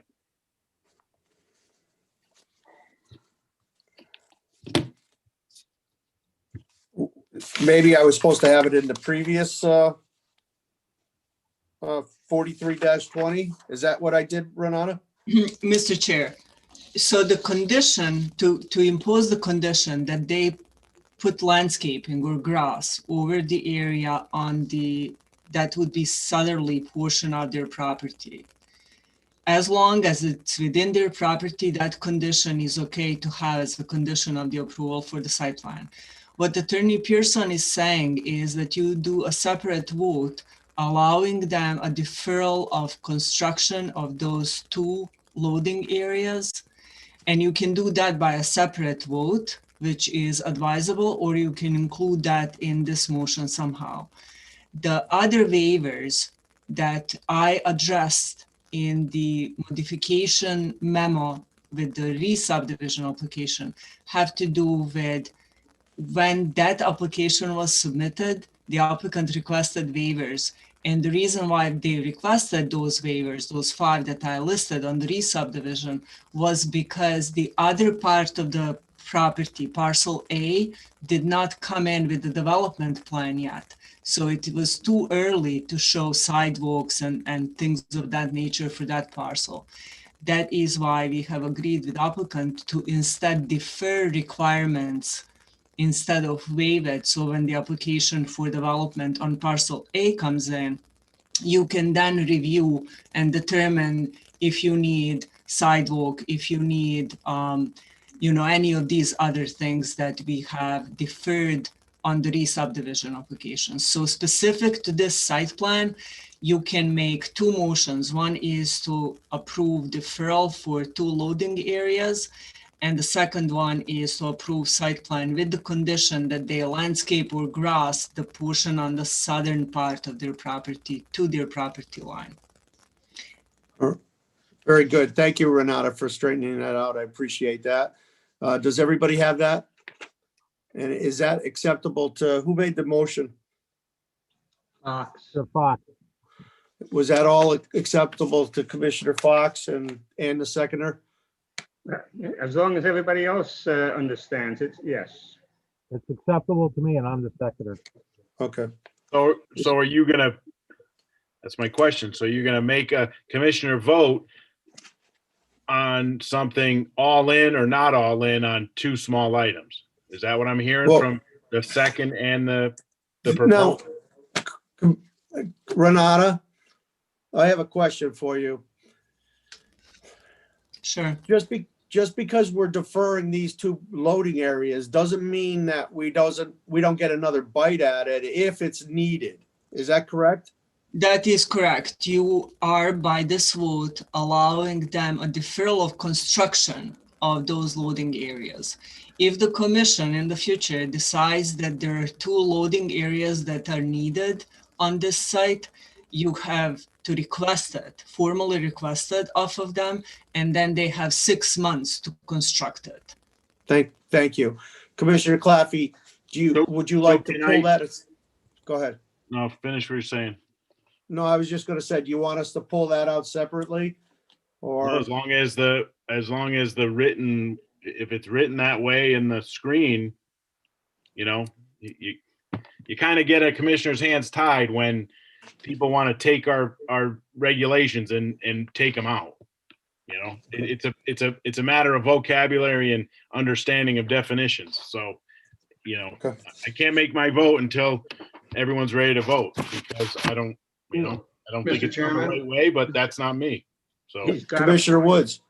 Yeah, so as I understand this motion now, it's been amended by the maker of the motion and the seconder, that will be added in. So when we see the minutes, while we don't see it on the screen here, that deferral will be part of this motion. I am fine with that. And in the near future, if the commission feels that those two spaces are needed, then as a commission, we can have a discussion and we can ask them to put it back in to add it to the property. So is everybody all set on this motion so we can call for a vote? All in favor? Aye. Aye. Opposed? Aye. Motion carries. Thank you. All right.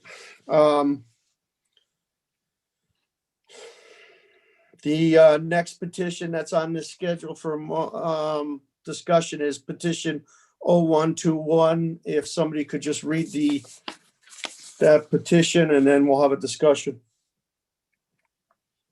Petition 03-21, special permit, section 5.2. It's, hold on, look at the wrong one. Okay, here we go. Petition Petition 0121, special permit, section 3.17, auto-related use in I-zone at 260 Stam Road. Integra Realty Associates LLC, owner Jerzy Sadlowski, 260 Stam Road, Newington, Connecticut. Applicant contact. Move to deny the above referred petition. Reasons for the denial: incomplete application. Plans do not depict the current site conditions. 2, history of continued violations of town zoning regulations. okay, a motion was made. Do I have a second? Second, Mr. Chairman.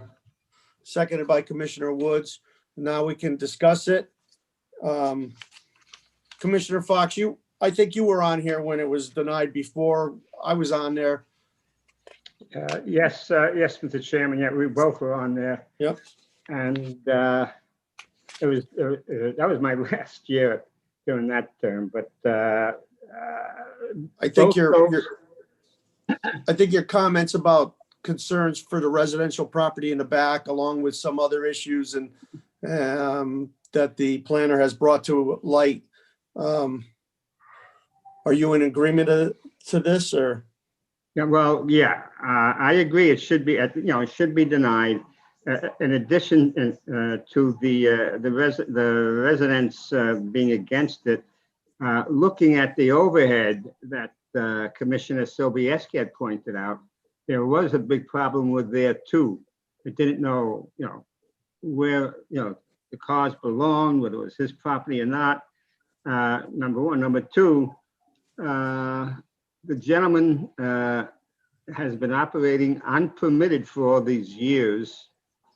And so that in itself, and no offense to Mr. Sadlowski, I really don't want to curtail any business, but I have no confidence in the fact that he would adhere to any of our regulations if we would approve it.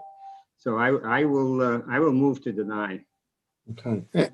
Any other discussion from the commissioners? Yeah, Mr. Chairman. Yes, Commissioner Woods. Instead of denying it, could we possibly table it? And this is actually, I've got a question now to the planner. Renan, is there a way that you think you could work with the applicant to try to meet the zoning regulations on this piece? Or do you think that is not gonna, I don't want to prolong it. If you don't think it's worth the effort, or I hate to turn down a business while they're trying, but again, there's obviously some issues just from that overhead from Google Earth that we saw that need to be straightened out. So I'm looking for your opinion. You gotta remember. Go ahead. I personally do not have any history with this particular applicant.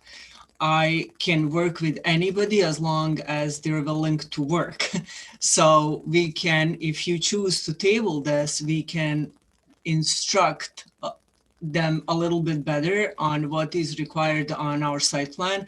However, quite frankly, this is a commercial operation. And at this point, if you table it, I'm very likely to advise them to hire somebody to prepare a site plan for them that reflects current conditions, proposed conditions, things that I would normally do to any other business in town. So, you have three options. It's for you to decide which one you want. You can either deny or table until they give us more information, or approve it. Okay, thank you. Thank you. Mr. Thank you. Chairman?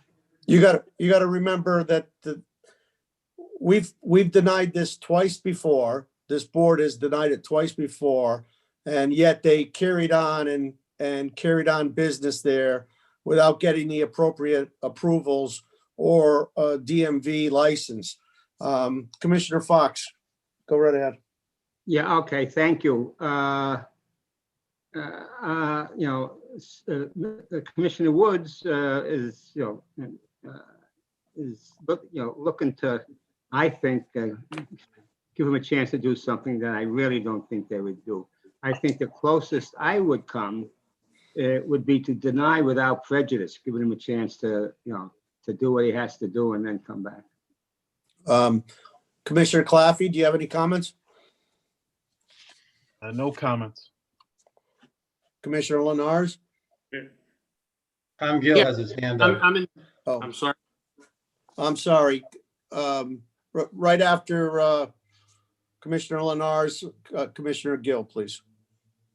Thank you. I'm inclined to have the same type of thinking that Commissioner Woods was thinking. I wasn't abreast to the situation until recently. I wasn't on the commission then. I'm always looking to have a business be up and operating, abiding by the regulations, within the regulations, and respectfully obeying the regulations. So I don't know which course of action is best. I have full faith in the planner to have her, if possible, if this gets voted to be tabled, to work with the applicant and hold the applicant to the highest standards of the regulations in order to comply with the town, in order to continue to do business in the town. Thank you. Commissioner Gill? Yes, where do we stand as far as the fire marshal is? He has several concerns. There was 3 conditions. If we approve this, he wanted 3 conditions on it. Well, can't we force him to act on those? I beg your pardon? Can we have the fire marshal go after the owner and get this? Well, he's in enforcement action right now, guys. He's he's in enforcement. He was denied 2 other previous times, yet he's conducted business for over 20 years illegally without a state of Connecticut license, a DMV license. Now, I'm all for business, but he totally ignored this commission twice in a row. So I would agree to maybe Commissioner Fox, his suggestion, which is deny it without prejudice, and they have a chance to come back again. I'm fine with that, Mr. Chairman, too. I think that at least shows that we're not closed-minded. And again, I guess I didn't fully appreciate the history of this, and I understand your frustration. But I think if we deny it without prejudice, if he wants to clean up his act and get it, so it meets the zoning regulations, so be it. And if he doesn't, then he doesn't. Any other comments? Yeah, Mr. Chairman, as well. I'm in the same boat again. I don't want to deny anybody, but I don't want to see anybody turned away. But with the history here, which I didn't have as much history as you did, I don't know which way would be best to go about it, but it's not up to us to be compliant. It's up to the applicant to be compliant. He needs to be held to the standards. I'm not even sure why he's been allowed to do business for so many years. I know a lot of people in in the business world within our own town that have to jump through hoops and bounds in order to be compliant within the regulations. He should not be different. I hope he does what he has to do. And if he would like another bite at the apple to come back to this commission and continue to do business in this town, so be it. Whatever which course is best for him to do so, then that's the way we need to act this evening. Okay. Thank you, Commissioner Chairman? Lenars. Yes. Commissioner Havens, couple of questions, comments. Do we know the specific reasons why it was denied in 2007, 2008? I believe some of it had to do with being close to the residential property. I mean, if you look at the automotive regulations, guys, I think it's impossible for him to meet the automotive regulations, the way the automotive regulations are written. Am I correct, Renata, or am I wrong? I would not know that for sure. I would have to review a proposed plan. I think for us, the biggest issue is that we don't even have a proposal that we can review at this point. We have a violation that we're addressing. I believe the property falls within 100 feet of a residential property. So you guys drafted up the new auto regulations. You have a standard that you've set to it. I don't think he can even comply with that. No, But I mean, basically that we've got, the regulations in some ways had gone back to what they were in 2007, 2008. So if he didn't comply then, I don't see how he can comply now. Right. But I'm willing to do what you suggested, Commissioner Fox. We could approve this without prejudice. That gives him an opportunity to come back if something changes. I mean, deny without prejudice. I mean, deny without prejudice. Then I apologize. Yes, deny without prejudice. Who made that? Who made that motion? Commissioner Havens? No, I did not. No? No, it was Commissioner Fox. No. Okay. Would you like me to Officially. read it and make a- Mr. Chairman, one more Yes, Commissioner question, comment. Yes. If it would probably work if we deny without prejudice, but part of the reason I think that we decided to deny it was he didn't have the DMV certification. Is that correct?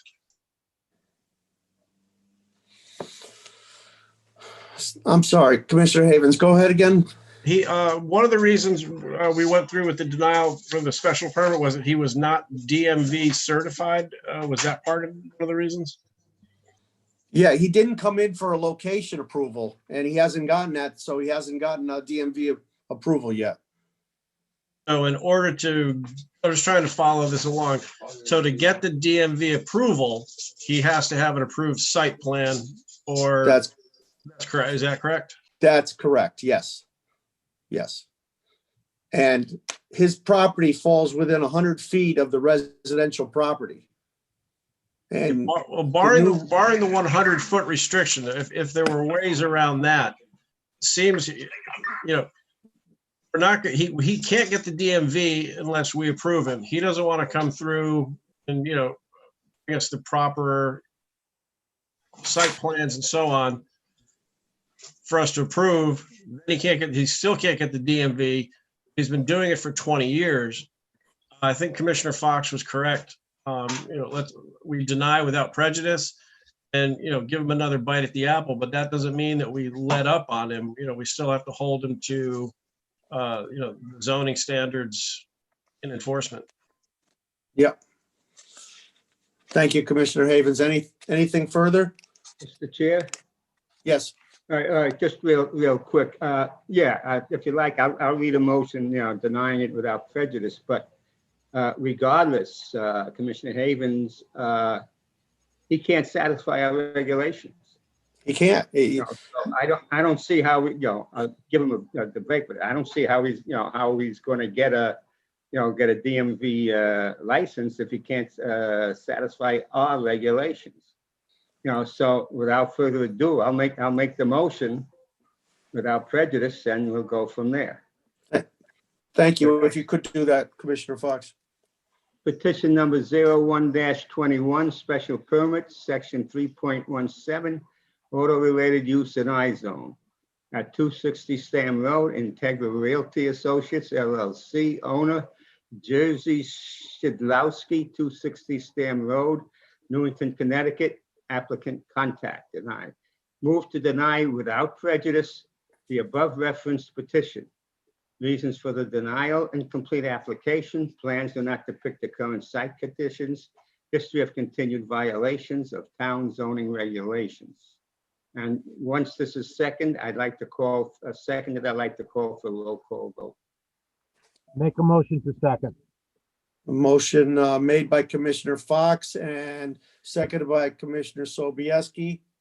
Is there any discussion? Questions? Noreen, if you could do a roll call vote, please. Or Commissioner Claffey?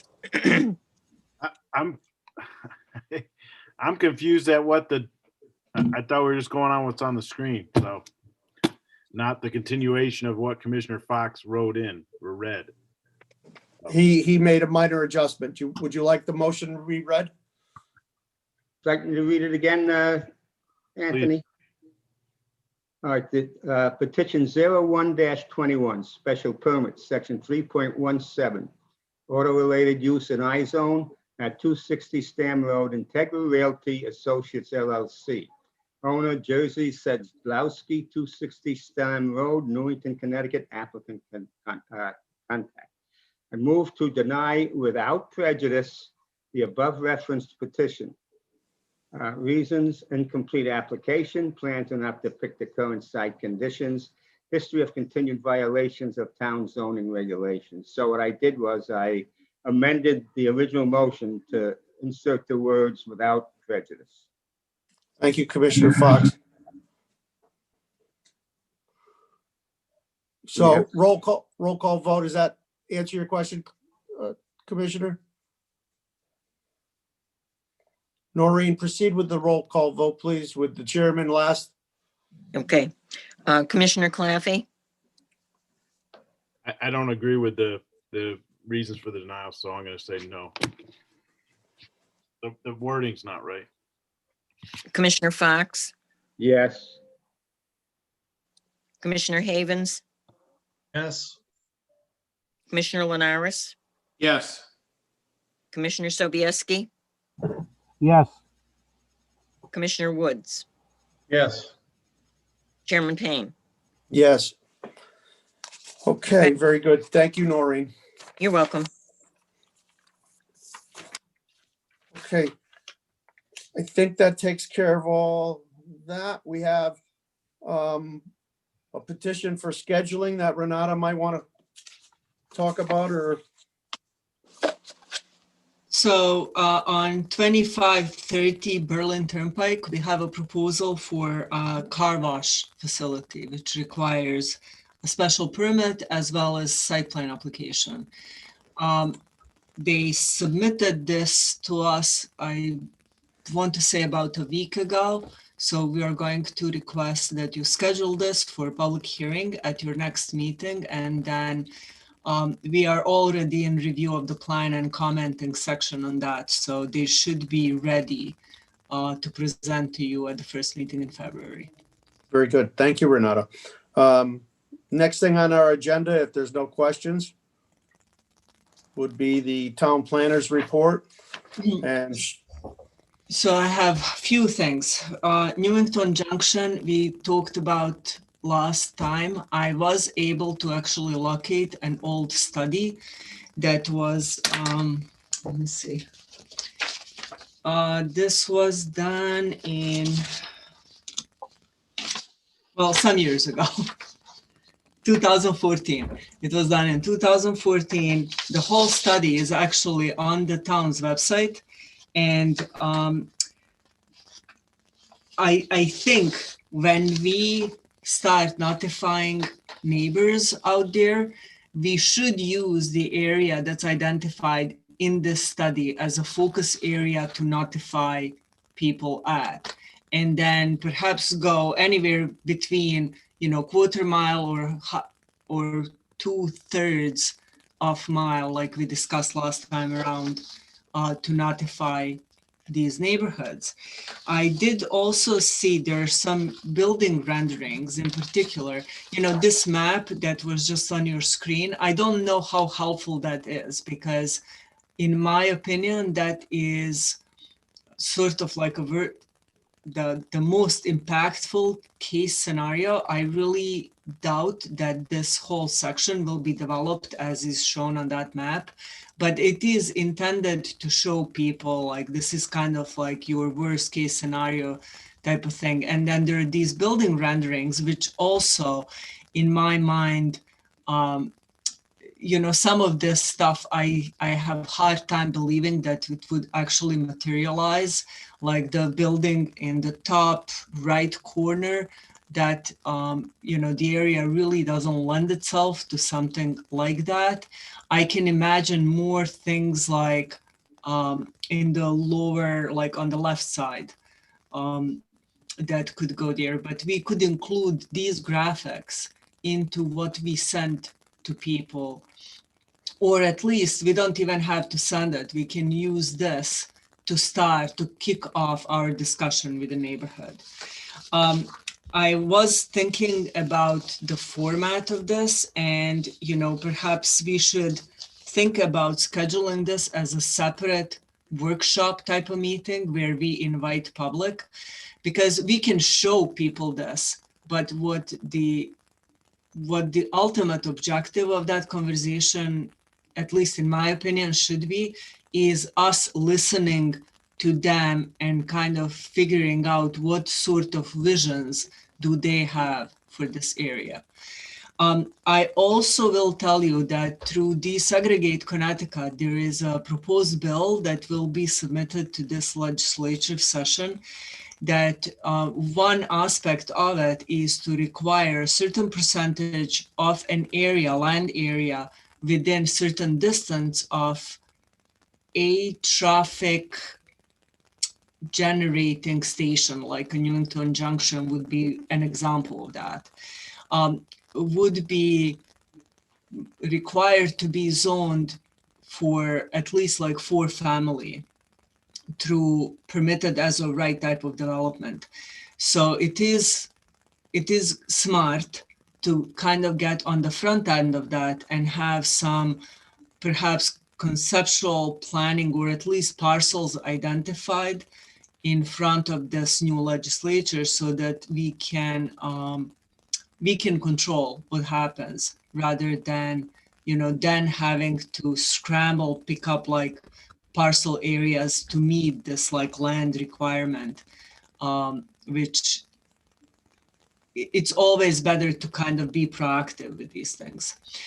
So if you agree with me about having a special meeting that's scheduled just for this, a workshop type of a meeting, then we can perhaps talk about when we would do that and how do we do that, and then how do I notify the public, and what do I do with people that do not have capability to attend Zoom meetings. How do we address access to meeting type of issue?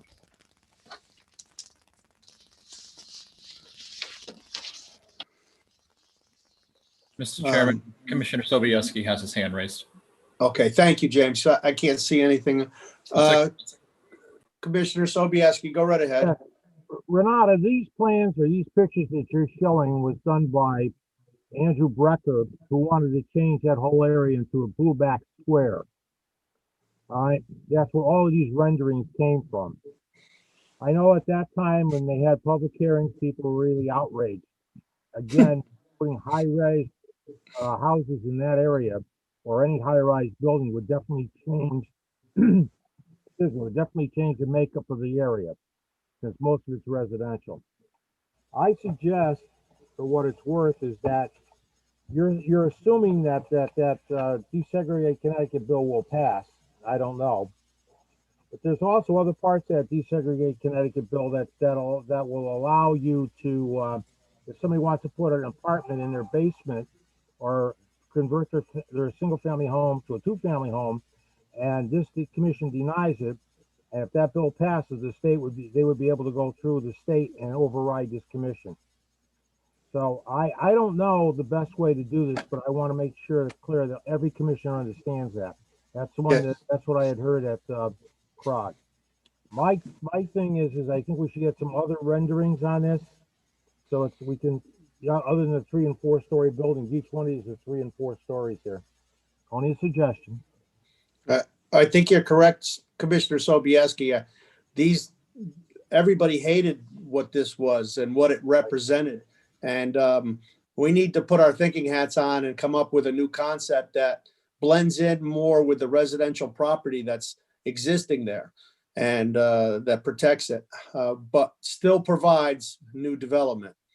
And the bill that they're proposing there for the 2 families is not something that is going to be desirable for the town of Newington or other towns. And so we certainly want to stay away from that, I think, in my opinion. Any other comments? Mr. Chairman? Yes, Commissioner Fox. Thank you. I agree with both of you, you and Stanley, Commissioner Sobieski. And I think we went through this at our last meeting, if I'm not mistaken, and with our town planner's guidance.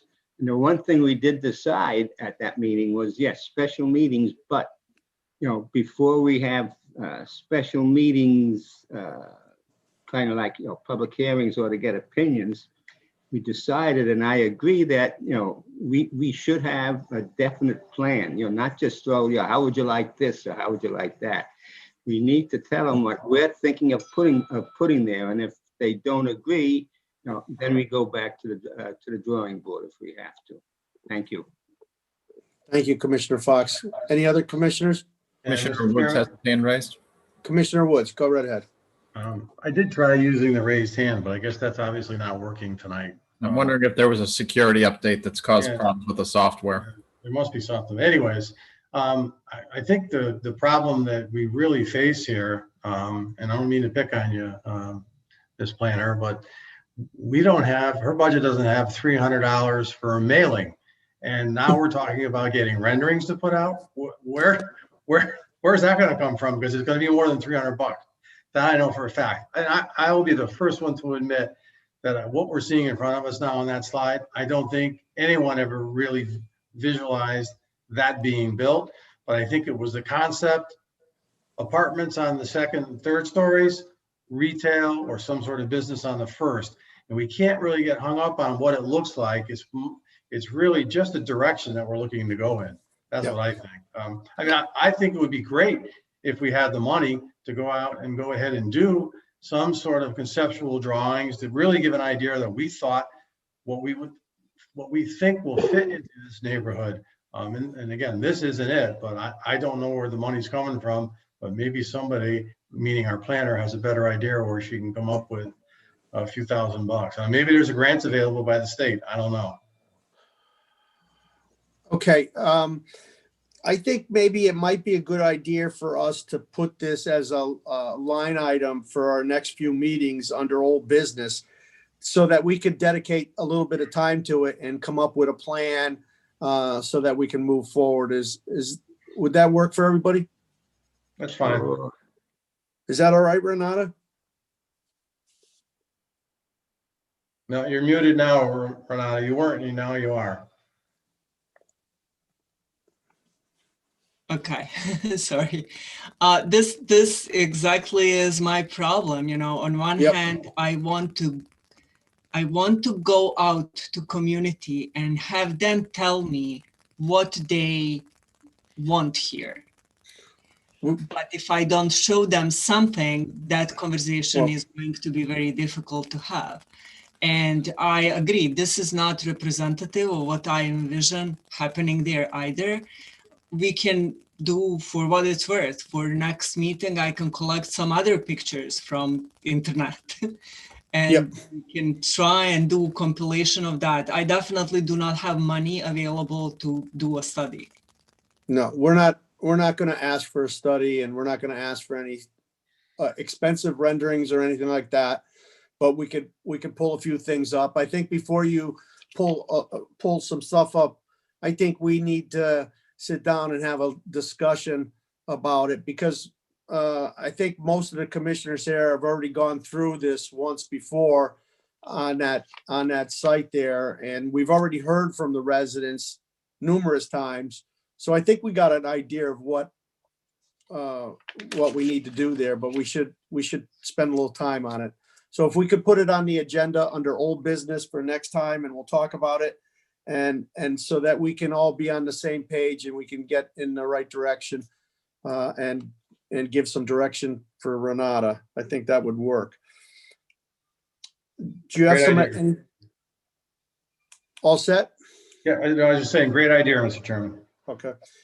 Renata, is there anything else under your town planner's report? Yes, so the next thing is affordable housing plan. Did you read it? And do I have to have Glenn come in and answer questions for you? I haven't had a chance to go through it again. I apologize, but I would like to extend this to the next meeting. Okay. I have a question for Commissioner Woods. You were on this, and I'm wondering, was there anywhere in there that really gave where we stand exactly? And then there's a few future projects and where that would take us so that we knew where we stand for the 10%. Was that ever put in there? It was discussed a couple of times. I don't think we were ever able to get solid numbers from Mr. Minor at the time. There are some references in there are some references to the existing percentage. We're close to 10%, but we're not at 10%. There is also language in there that talks to the fact that, we're likely to see multifamily housing developments come into Newington. And if that's the case, we will further offset. So we will go from 9.2% to 8.8% if we do not incorporate or require that some percentage of what comes in is affordable. So there is some discussion to that effect in the plan. Well, yeah, but I don't think that it could hurt development if we required everybody to put a certain percentage in for their development. For instance, we just got Dakota is going to be moving forward, and I don't know if that was in the count, and that was all workforce housing. It was in the count. It was in the count. Yes, it was. I think the real battle that we're up against, we need to continue to work with the state. We have a tremendous amount of housing in the town of Newington that is affordable housing, and it should be included, but the state won't include it. That's where we need to really put our efforts, and maybe we can get our legislators to help us on that. Then we would probably be far above the 10%. Right. Okay, thank you very much. Commissioner Payne, can I add to that? I'm sorry. Sure, go ahead. I'm sorry.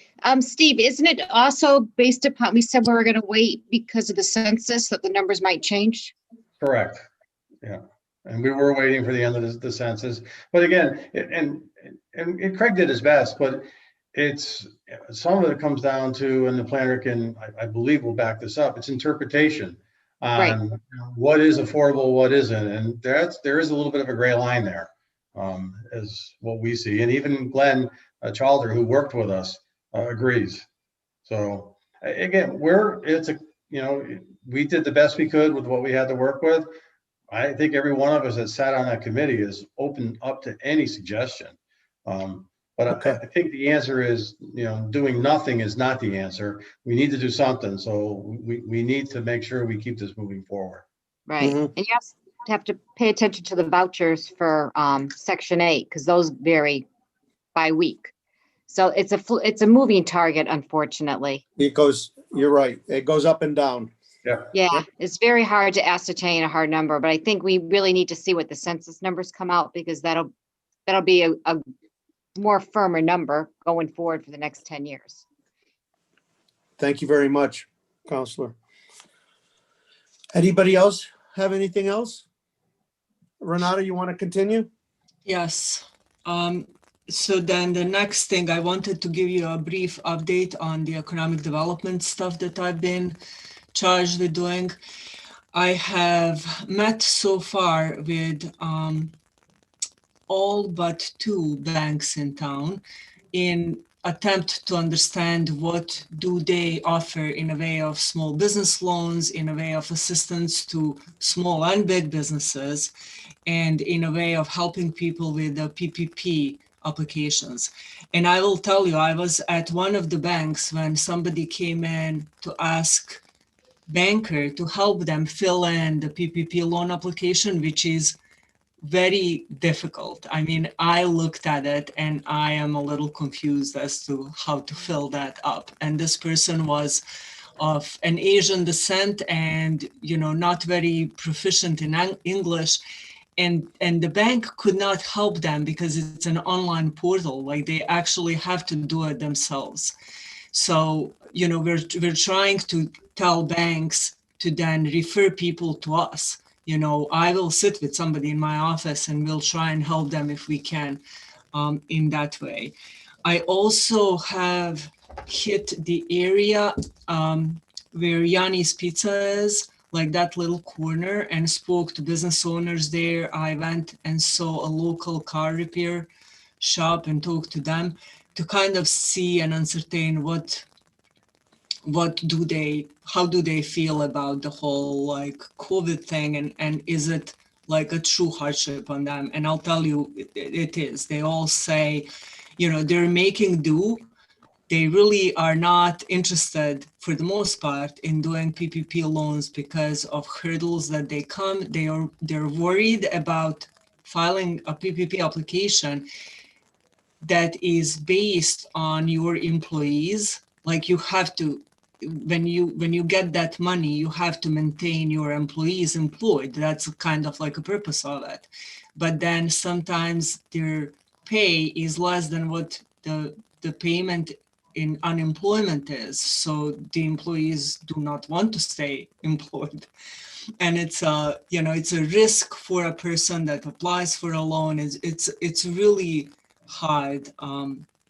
So anyways, we're doing this outreach. I will encourage you to tell to whoever you communicate with to contact us if they have any questions. We're also putting together a brochure that I'll like do on a social media. I'll release it on social media, which gives our numbers and assistance. But we're trying to do something. I just can't tell you in all frankness, like how helpful are we really? You know, people see that we're concerned, but it's tough. It's tough out there.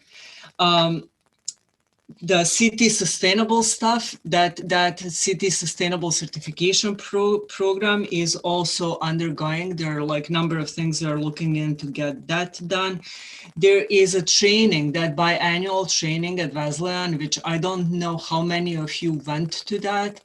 I do have some money stashed out for you, for Planning Commission, for that. And I would really encourage you.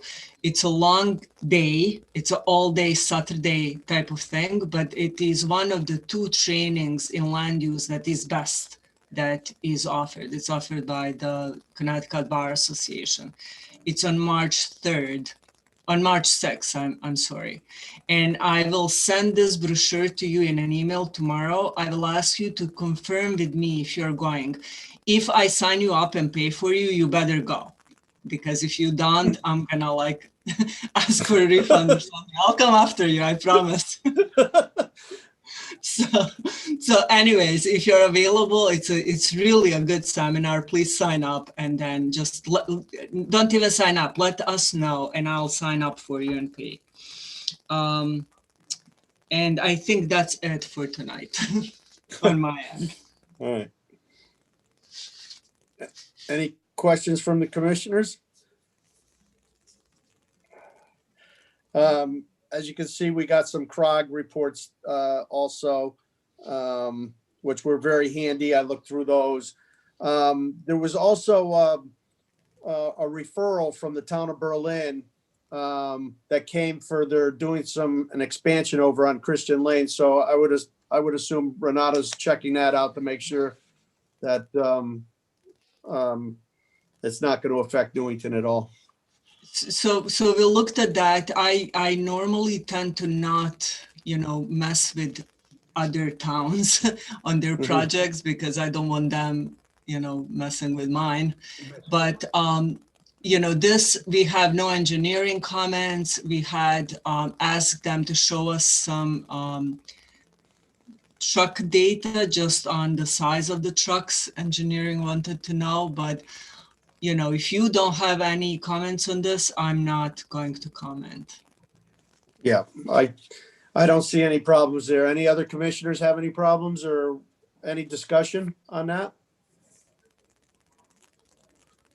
No, I looked at it, Mr. Chairman. I don't think it's gonna really affect us in the town. I mean, we might get an occasional truck coming through, but I think they're gonna continue south down Christian Lane to get onto Route 9 or back to 15. I don't think it's gonna impact our town streets at all.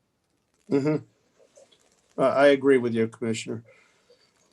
Any other commissioners? Okay, I'm going to open it up to public participation. If there's somebody there, James, that is from the public that would like to speak. Do you have two individuals? I think at this point, with the fact that we can't get the hand raised, I say we just unmute them and see if they want to speak. Yeah, that sounds like a great idea. First one I'm registering to is 070. And it's *6. You should be able to unmute. Hello. Is there anybody from the public that would like to make a statement? Rose Lyons, 46 Alton Drive. I have nothing to say tonight. Good night. Oh, good night, Rose. Anybody else? Our other one would be, I believe, is Counselor Minor.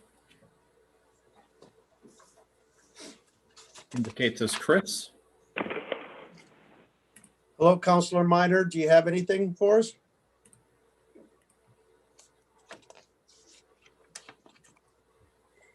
I think we're all set. No. James? Any remarks from other commissioners? Yes, Mr. Chairman. Commissioner Fox, go ahead. Real quick, I've been talking a lot tonight, haven't I? For one thing, I don't know about the rest of you, but my eyes are getting old, and I couldn't read most of the notes on the drawings. I was wondering, Madam Planner, if, at least for me, you can, when you drop my packet off, if you can include some of the large full-scale drawings. If you can, I'd appreciate it. And the other thing is, as long as we're on Zoom, which I really don't like, I think we should call for a roll call vote for all petitions. It would, I don't know, actually, everybody, you would know, the applicants would know who was voting yes or no, because they don't know us. So I will be calling for roll call votes all the time. Thank you. Thank you, Commissioner Fox. And you won't have to call for the votes. I'd be happy to provide that for the commission.